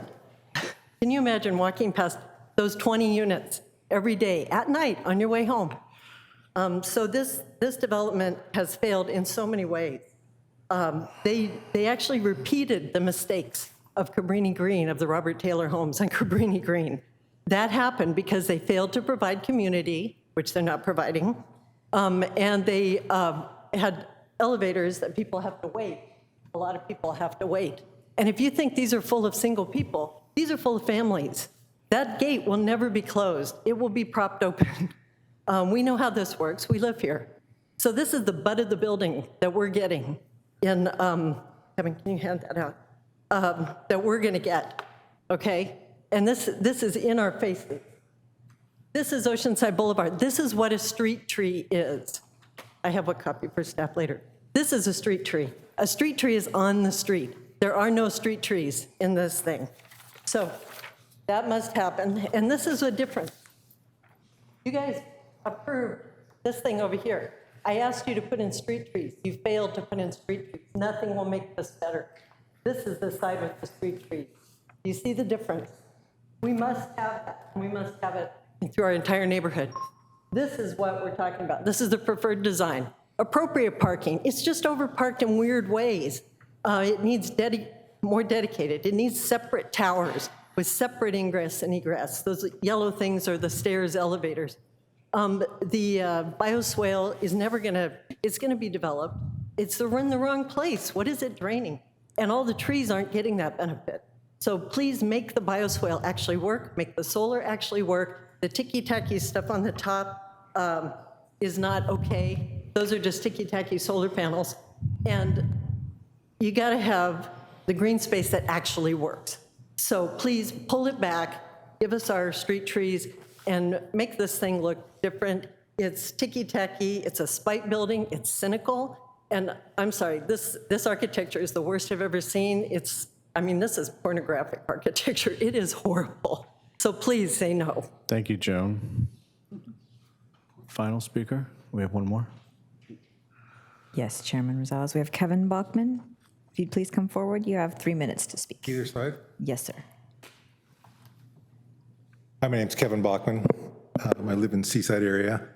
Evolution. We're looking at a project that's gone, or evolved, if you will, from a respectable 34 units to somewhere around 90. Now it's 146. Where's this going to end? This is a trend of our time to increase density, fill the needs of the community. Some of this is reasonable. In reviewing a recent article from the Brookings Institute by two noted authors, Hannah Hoyt and Jenny Schultz, from the senior fellow from the Brookings Institute and from Harvard, the opening quote is, "Developers who build affordable, high-density housing face a lot of hurdles." Clearly, there's a lot of hurdles to be done on a project like this. Neighboring residents often worry that the low-cost housing will be ugly and comprised of bulky, boxy structures with cheap facades. This article provides multiple strategies. To quote one strategy, present a good facade to the community. Simplify facades while creating variation through big moves, undulating colors and materials. Facade materials need to be durable, visually appealing, and supporting of environmental objectives.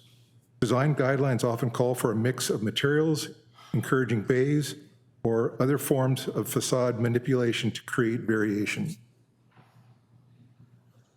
The article goes on and quotes many other examples by experts in the field that give real live examples that are being built today and that are in the process of being built around the country. I propose the applicant review this article and research opportunities to improve this high-density affordable housing project. In reading through large, high-density affordable project failures, I think Joan quoted on the web, the number one failure of high-density projects is Cabrini Green, and primarily because of how the project was constructed and how it was maintained over time. Projects can't just be built and then let them disintegrate over time. They need to be built with a forethought of how they're going to be maintained for things like elevators, awnings, solar panels, landscaping. All those things need to be designed into the project in the beginning. We must not allow failure to build good materials that are taken care of over time. It's a must. It is a fine line between success and failure on projects like this. Please deny this project until the developer can come back with a good high-density affordable housing project plan that takes into account these fundamental strategies outlined in these forward-looking articles. Give the developer an opportunity to turn this project into a success. Please deny it. Thank you. Thank you.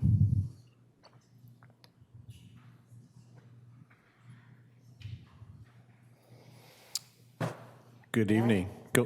Come on forward, pull the mic close to you, and give us your name for the record. Good evening, Planning Commission. My name is Donna Geierman. I live on the South Nevada cul-de-sac, adjoining property line in the townhome.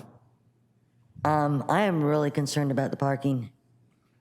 The developer states it's 229 parking spaces and that there's more than enough parking for the project. And that he's giving 30 for guest parking. There's 234 bedrooms. How many of those bedrooms are going to have more than one person apiece? Even if those pedestrian gates are locked, our cul-de-sac, they're putting in a 28-foot emergency gate and then moving the fire hydrant over so we lose another 30 feet. And we're over parked there now. We don't have parking. So maybe guests won't park there, but they'll try. And then you know what it's like to get out of South Nevada onto Oceanside Boulevard. So we're going to have a lot more traffic there. And we're more than likely going to have residents, since they have the key to those gates, they're going to park their extra car. They're going to park the truck that pulls the boat. They're going to, hey, there's a 3-bedroom and they have how many cars? They have access to our street. I've been trying to work with staff and not getting phone calls back and getting a runaround. I know we have the resident preferred parking program, but unfortunately, as of right now, you can't do it in the local coastal program or in the local coastal zone.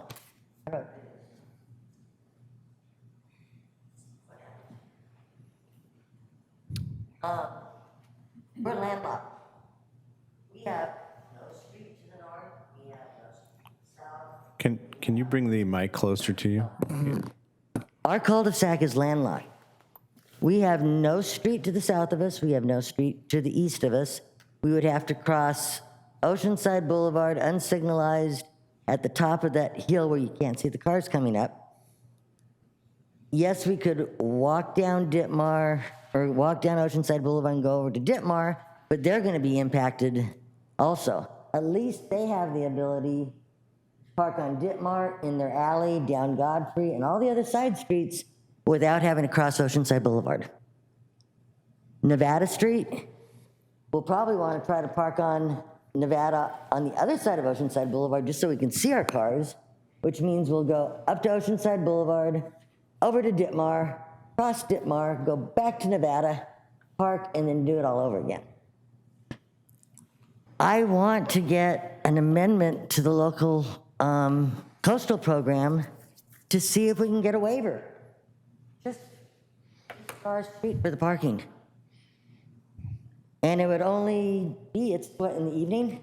What, 7 at night to 7 in the morning for the parking pass? Thank you. Thank you, ma'am. Any other slips? No. Again, That concludes. this is still a public hearing. If you didn't submit a slip, you're more than welcome to, before I close the public hearing, to come up and provide input. Seeing no one coming forward, then we'll close the public hearing and we'll bring it back for discussion. I'll start with a question. So we're being asked, maybe this is going to staff, we're being asked to consider approving the addendum to the CEQA report that was done on the previous project. Chair Rosales, if I may, for one moment, I apologize for the interruption. The applicant noted that they would like to have, I think they had some time left, and they'd like to rebut some of the assertions made by the public hearing speakers. I'm going to ask a question first of staff before we do that. So we're being asked to consider the addendum to the original CEQA plan. And, you know, that's not a casual request on our part. So please make me at least comfortable, either city attorney or planner, that we are okay with doing that, and that it does fit within our obligation and yours, that everything was looked at and considered, and we are not putting ourselves in some odd or precarious position if we do go ahead and approve it. Chair Rosales, to answer your question with respect to the proposed addendum to the initial, the final mitigating negative declaration for the Breeze Townhome project, and that, you know, the addendum was thoroughly analyzed. It was provided to you. It was provided to the public. It was thoroughly prepared. It relied upon technical reports to analyze all those topical areas. You know, what one of the speakers mentioned was that if there's new impacts identified, you should prepare a subsequent document. Correct. Actually, this project lessens impacts that were previously identified. So this project would result in less impacts as opposed to the previously proposed project. So staff is very comfortable with the addendum, how it's been prepared. We have sought counsel from our city attorney's office, and they've concurred with us that we are within the CEQA guidelines, applicable CEQA guidelines, to propose and process an addendum for this project. Okay, thank you. City Attorney, I don't know if you want to add anything to that, or if we're,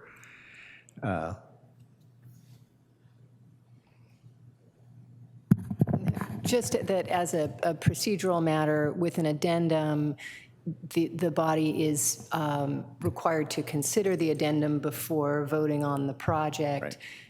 It's not, you don't need to vote on the CEQA document the way that you do, like to approve the MND, for example, or to adopt the MND. This is just, you consider the addendum as prior to voting on the project. okay, and that should be done probably as its own motion when we get to that point. I think it's incorporated. I think, you know, you can note that having considered the addendum, here's your vote. You vote to make your decision on the project. Great, thank you. Okay, then we'll give, before we go to any other questions, we'll give some time back to the applicant's representative, who I think wants to address some of the commentary that was provided. How much time, city planner?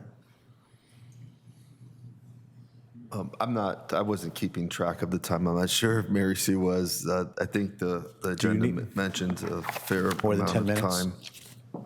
Excuse me? Do you need more than 10 minutes? Not more than 10 minutes. no. Okay, then go ahead, sir. Give us your name for the record, please. Good evening, Commissioners. My name is Eric Geyer, Counsel for Project Applicant. I'm going to address a couple of legal issues before handing it back to Dan to complete our rebuttal. First and foremost, I just want to emphasize that SAFER has cited the wrong legal standard. The standard for an addendum is not a fair argument. It is substantial evidence. And there is no substantial evidence that a new impact will occur. No substantial evidence was provided whatsoever. Also, I need to emphasize that the addendum relies on new technical reports and does not rely on old analysis. All of this was included in the addendum and provided and evaluated by staff. I want to say again, there are no new significant impacts that will occur as a result of the project modifications. There is not an increase in the severity of any environmental effects. Any environmental effect previously identified as being potentially significant without mitigation were reduced to less than significant with mitigation. Proposed projects' environmental effects are less than significant with mitigation. This is all consistent with CEQA guidelines section 15162, which requires that where a project has been environmentally cleared, changes to the project that were analyzed in an approved CEQA document can occur without a need for a new document. This parallels what the Planning Commission evaluated a couple weeks back with the Ocean Camp project. As you will recall, the project opponents there argued that the city had to prepare new environmental documentation for the revisions to Ocean Camp, and the commission rightly rejected that argument. Same with Ocean Camp, as reflected in the staff report and addendum, CEQA guideline 15162 is the key regulation. Under 15162, once an approved CEQA document exists, as it does here, proposed changes to the development analyzed in that approved CEQA document can occur without the need for a new EIR. In fact, CEQA has a presumption of finality that severely limits when a new environmental document can be required. For subsequent approval, section 15162 restricts the analysis to a determination of whether the proposed project changes would involve a new significant impact or a substantial increase in the severity of a previously identified impact.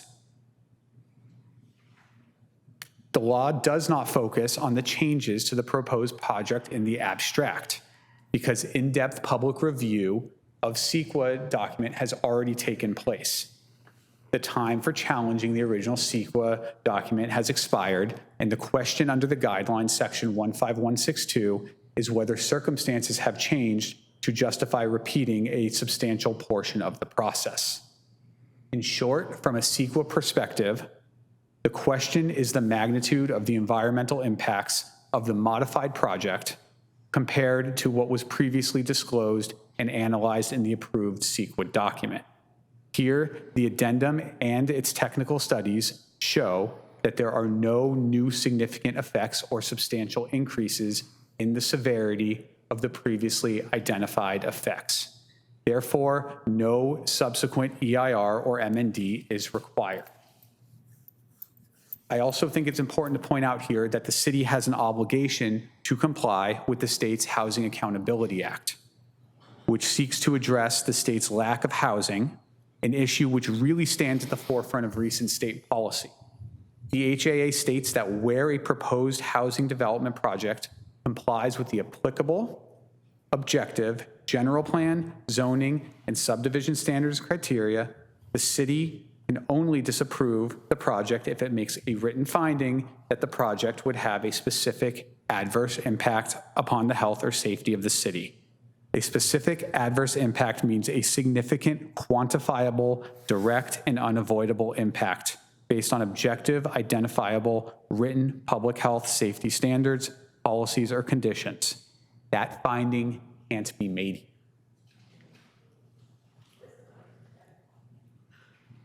I'm sorry, Dan Niebaum with the Lightfoot Planning Group again. I just wanted to add just 1 or 2 minutes on and comment about the technical reports that were done, that have been asked about. Of course, we updated our technical analysis. Of course, it's a larger project. There's more traffic. There's more environmental elements associated with that, but none of them are significant without any of the mitigation. In fact, we've reduced the mitigation related to the biological impacts that were previously assigned to the Hillside. But just a quick list of these reports that were updated: air quality and greenhouse gas report, biological resources report, cultural resources report, geology and soils, our geotechnical report was updated, of course. Hydrology, water quality, stormwater quality management were updated specific to the project and looked at in detail by staff. A noise analysis was clearly updated for construction and operational noise for this project. And of course, our transportation traffic plans and VMT analysis were updated for the project. And as was discussed, none of those had mitigation that was significant, that couldn't be mitigated, or that had any impacts beyond required city standards. And the other thing, obviously, we talked about, that, the rules have been pushing more density. The state obviously has looked at the number of units that haven't been built over the past years, and that's why, obviously, some of these are coming down. The city's own corridors plan is promoting density near transit stations on sites like this. I just wanted to remind those points. Thank you. Thank you, Dan, for that reminder. Thank you, legal counsel, for that reminder as well, that we have an obligation to meet the state law for development to meet the goals of the state housing shortage. I don't think we need that reminder, but thank you anyway. I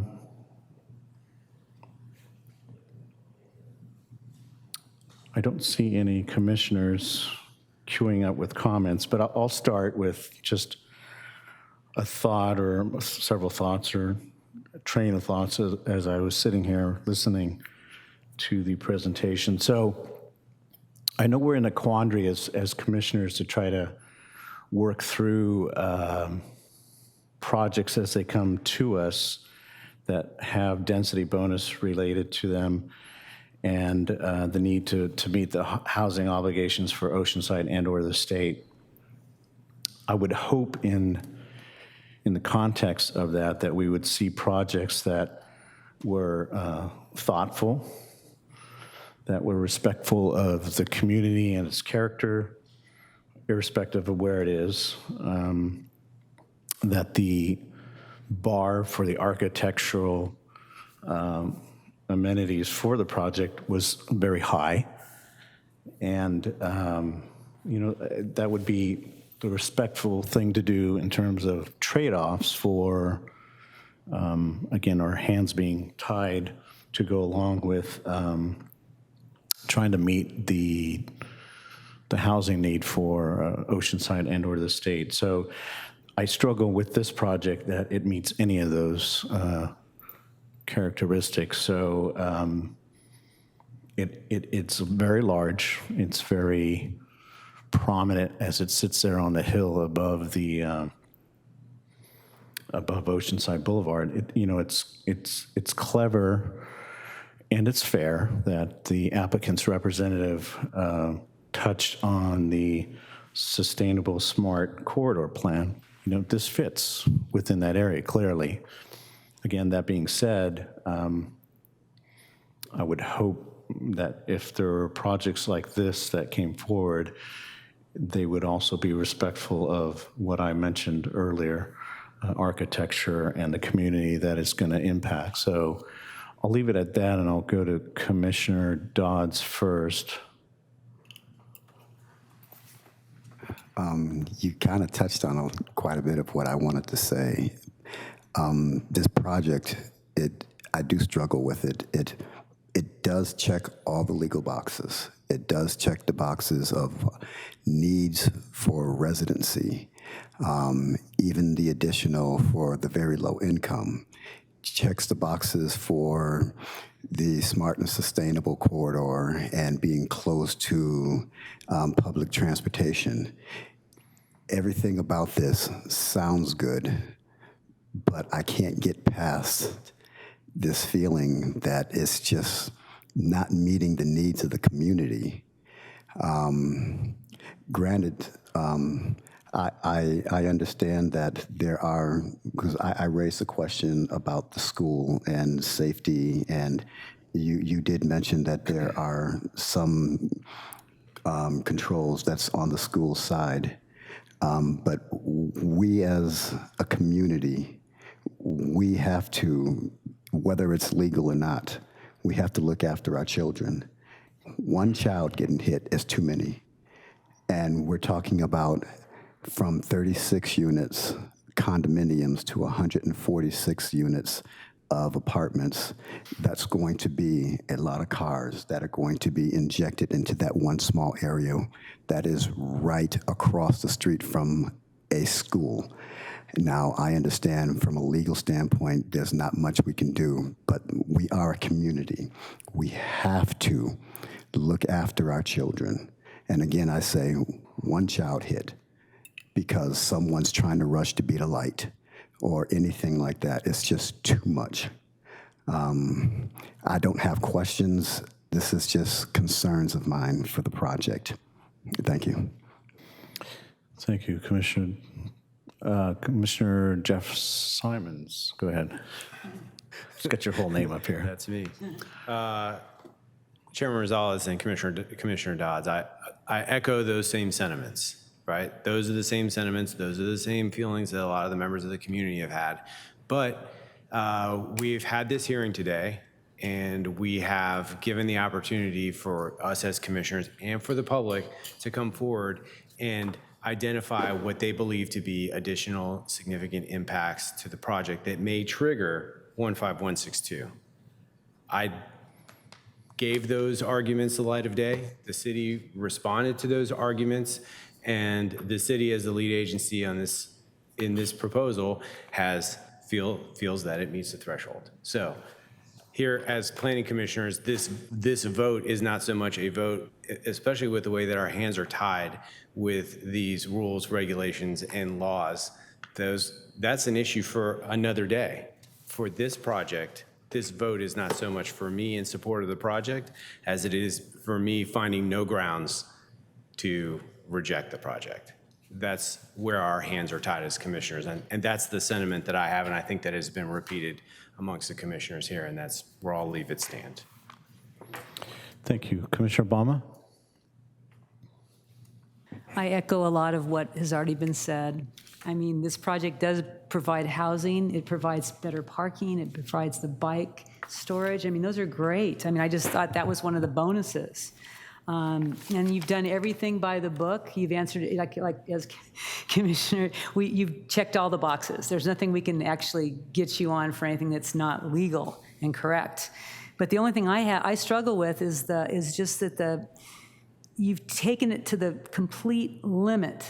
146 units. You didn't have to go to 146 units. You could have backed it off a little bit and maybe made the place look a little bit more in fitting with the community's look. We understand we have to have height and bulk and all that, but we can actually make it look a little bit more palatable. This is the first one out of the box, as far as I'm concerned, this large and this much so obvious. When people get off the freeway or drive by the freeway, they're going to see this thing. And there isn't enough landscaping. I mean, I agree that there needs to be more trees, because something on the ground where people can just feel like it's not so huge. So you do need to kind of hopefully add some more landscaping. But I just kind of would ask the developer, I understand you've done everything by the book and you have every right to build what you're proposing, but I personally, if I lived in this community or next to it, I would be in the same position as all of them that came today. I mean, I would just hope that you would have worked a little bit more to try to soften the blow. I mean, even the actual solar panels on the north side of the elevation of the building, they're not going to work. I mean, everyone knows solar doesn't work on the north side of a building. You've got those little eyebrows on the north side, so you're wasting money on maybe you could do something different and add a few balconies here and there and make it more palatable for people that live there. I mean, the air quality inside those units, I don't think that's great. I mean, maybe you can do it mechanically and change the air, but only windows on one side, the air will not flow. And having bedrooms and kitchens and dining rooms with no windows just doesn't flow for me. It isn't luxury. Like maybe you just take the luxury off of the luxury part and the breeze off and call it something else. Maybe I'd get more behind it, but it doesn't follow your name. So I personally don't have anything legally that I can say that I'm against this, but I have to feel like I can't vote for it. I'm sorry. I just would like to have seen you guys work a little bit more on softening this building and making it more palatable. So I personally will probably be voting against it. Thank you, Commissioner Obama. Don't see anybody else queued up to provide input. So I think we're at that point, unless there's some additional questions, where I would ask for a motion or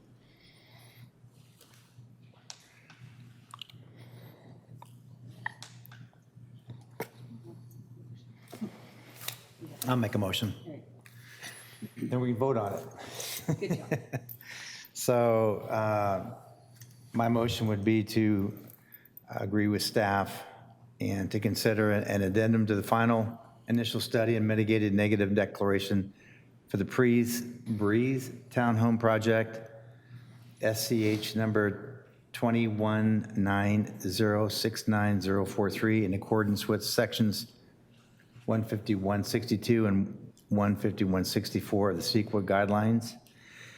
And number 2, approve tentative map T22-1, development plan D22-2, regular coastal permit RC22-1, and density bonus DB22-2 by adopting Planning Commission Resolution number 2022-P23 with findings and conditions of approval attached herein.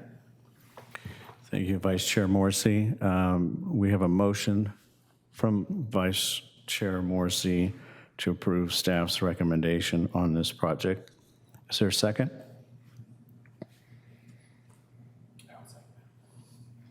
We have a second by Commissioner Simons. I know that legally we're bound to approve what comes forward to us in this context. Our hands are tied. Again, we would hope to see a project of this type come to us and be more thoughtful and respectful to the community. I don't see that here, and so I don't think I can support this motion and this project. But let's go ahead and vote.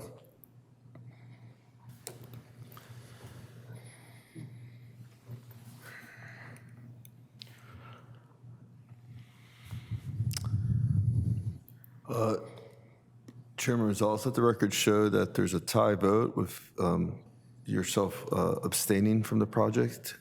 In the event of a tie vote, City Attorney, is that I'm not sure what that results in.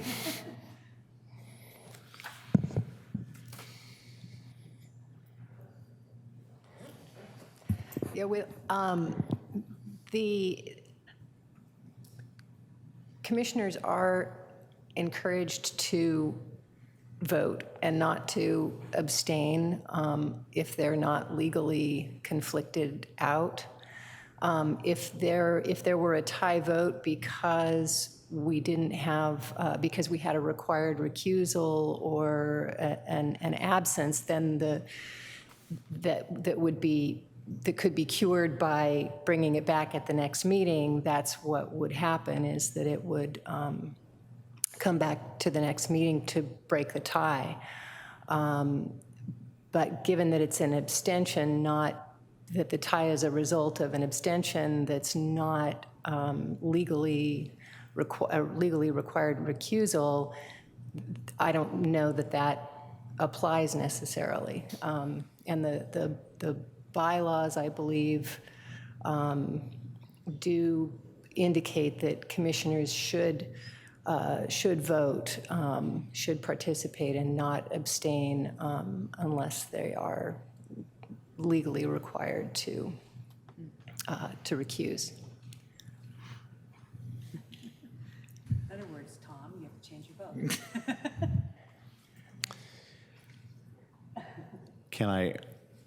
Can I ask the motion maker if you want to modify your motion or add anything to that to consider moving this along? You've heard the conversation, the dialogue this evening. You know there are a lot of sticking points here. I don't want to suggest which one to pick on, but do you want to try to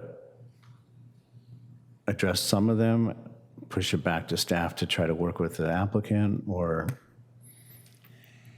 Well, this is a tough one. And, you're looking at that property today, what can go there? And I have to tell you that if we're trying to do what we say we're trying to do, and that is to get, workforce housing in an area that's close to transit, and this isn't a lot of land to do that in, this is very efficient. I know they're using modular housing, which is kind of the thing they're doing in hospitality. And it's boxes, but, are we serious about trying to get housing, or are we not? And so it's not so pretty, but it's functional and we need the housing. So I don't it's hard for me to say, yeah, let's do it. If I lived there, I don't know that I'd be happy about it too. There is other multifamily housing in the area, so, and there's basically, a lot of open space down below. So the glare thing, I don't know. Gosh, you're going to go stare at those solars. You got to get a life, So that wasn't an issue so much for me. So I don't know how you make it prettier. I guess that's to your point, and I don't know how you put more landscaping there. You can't, put 80-foot palm trees there. So it's just, I don't know what you do. So I think what I do like about it is that they have a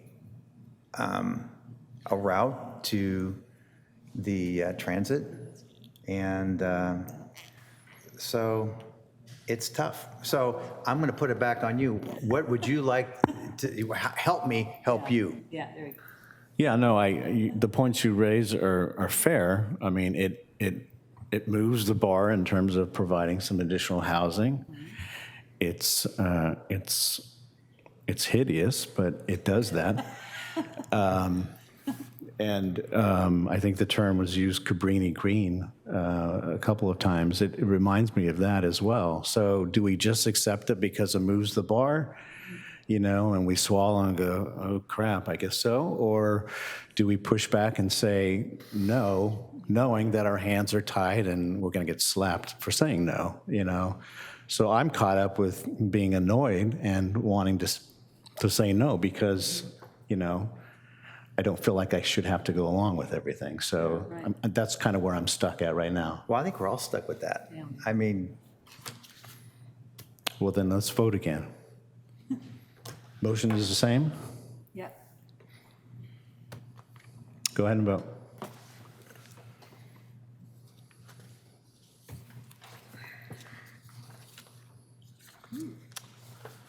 Chair Rosales, let the record show that the motion fails 3-2 with Commissioners Rosales, Dodds, and Balma voting no against the project.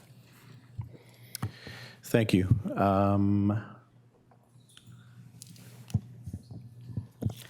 Let's move on then. That concludes our public hearing items. Let's go to... Chair Rosales, if I may, we're going to have to come back to this body with a resolution denying the project. We're going to have to make findings based on the testimony I think I heard from the 3 dissenting commissioners. Is that something that you want to articulate to staff, or is that something that you want staff to look at the video and interpret ourselves?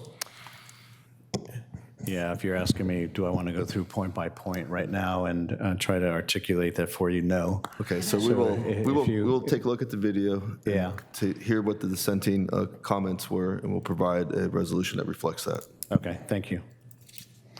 Then we'll go to appeal of city planner's determination. We don't have anything on tonight's agenda, nor do we have anything under discussion items. So we'll go to city planner and commissioner reports. I'll start.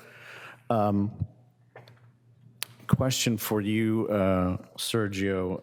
A project at Vista Way and Rancho de Oro, more so on Rancho de Oro, Hillside development that was entitled, a long time ago, probably 2008, but went under construction probably a long time ago now, probably 3.5 years now. Still nothing built, just lots of grading and or infrastructure improvements and whatnot. Can you bring back maybe an update on that next time you come, and maybe with some visuals to kind of help the other commissioners who don't live in that area? I happen to live in that area, and I've been asked what's going on with that project. It looks like a complete disaster. So we certainly can't come back to this body with an update on what's the activities are at that time. I'm a little bit familiar with it, but I have to do a little homework, and I'll come back with a report to this body. Great, thank you. Vice Chair Morrissey. no report. No. Yeah. Commissioner Obama? No report. We don't have Commissioner Custer. Commissioner Dodds? Report. And Commissioner Simons? No report. City Planner? Thank you, Chairman Rosales. I'll just give you an update on some upcoming items that are going to the Planning Commission and City Council in the near future. On September 12th, we'll have the inclusionary housing ordinance that the Director of Housing and Neighborhood Services gave you an overview a couple meetings ago. We'll come back with an updated ordinance amendments. We're changing some provisions within the zoning ordinance to reflect the updated inclusionary housing ordinance, which doesn't lie in the zoning ordinance, actually within the municipal code. So that'll be coming to this body on the 12th, as well as a resolution for the item we just considered tonight. On the 26th of September, application for a 4-lot subdivision generally at the corner of Jefferson and Ivy Road. It would be the northeast corner of that intersection. On October 10th, a project known as the Ocean Creek Mixed Use Project across the street from the Crouch Street Sprinter Station will be brought to this body. I'm sorry, what was that date? October 10th. October 10th, thank you. Yeah.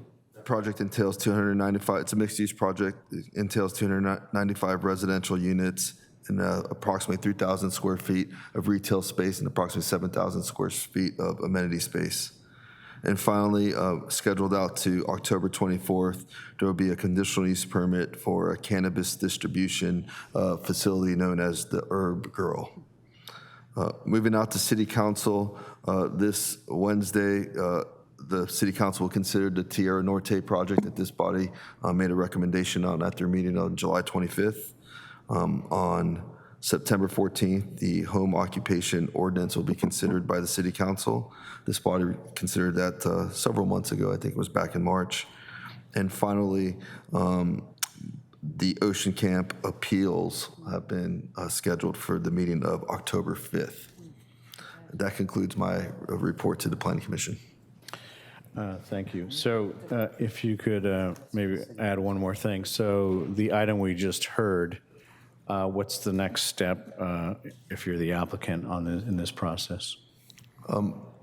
So the next logical step, in my understanding, would be that once this body adopts that resolution at the next meeting, they have 10 days, actually 20 days, because it's in the coastal zone, to appeal the Planning Commission's decision to City Council. So ultimately, an appeal of that project would be considered by City Council if the applicant chooses to appeal that decision. Sergio, like I know, like we've seen a lot of these density bonus projects. Some of them, I think a lot of them I've actually liked. Okay, they actually kind of fit in with the neighborhood. They've actually worked with the look and the feel of it. Have you? Because I know that Dan had mentioned that not many of them have ever come down off of whatever they're allowed to do. Like in this case, this is 146 units, and they didn't come down off of one. So I thought that all the ones I've seen that I can recall came down off of their maximum.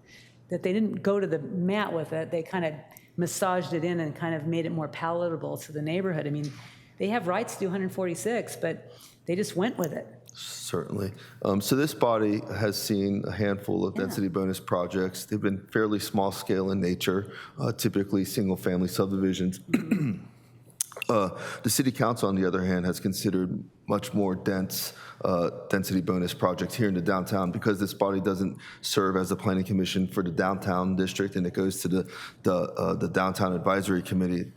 Those haven't come through this body, but there have been at least one project, 712 Seagaze it's known as, which in the downtown district, there isn't a density cap currently.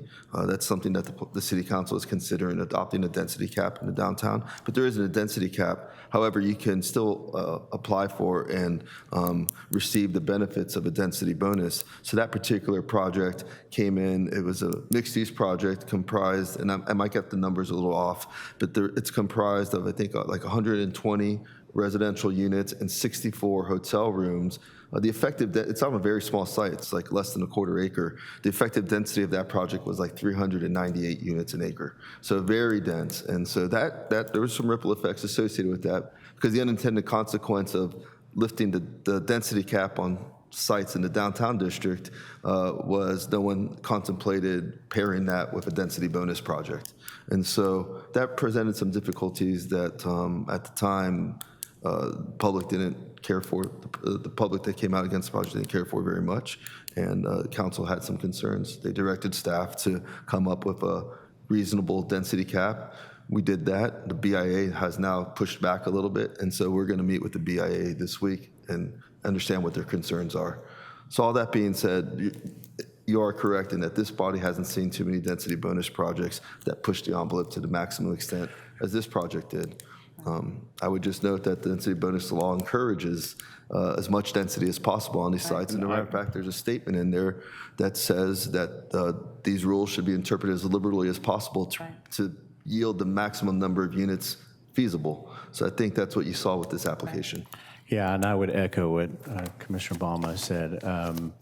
I do think you need to strike a balance. You know, going to the mat and going to the max, I get, but that's one strategy to try to meet the goals. There has to be a balance. It has to be respectful of the community, and it can't just be all or nothing, you know? So you're right, the density bonus ones we've seen so far have been on a smaller scale. This one was just so over the top. And so hopefully going forward, those that come forward with these projects will strike a balance, you know? I don't know if they will, but that's what we'd like to see. Let's put it that way. Okay. Issue that maybe needs to be addressed in Sacramento, right? That, Yeah. I mean, how many of these projects do we have to look at before the public says, you went too far, you overreached with that law, and we want to retain our authorities at the local level, and that's a broader question. Yeah. What's going there? Yeah. Okay, we are adjourned.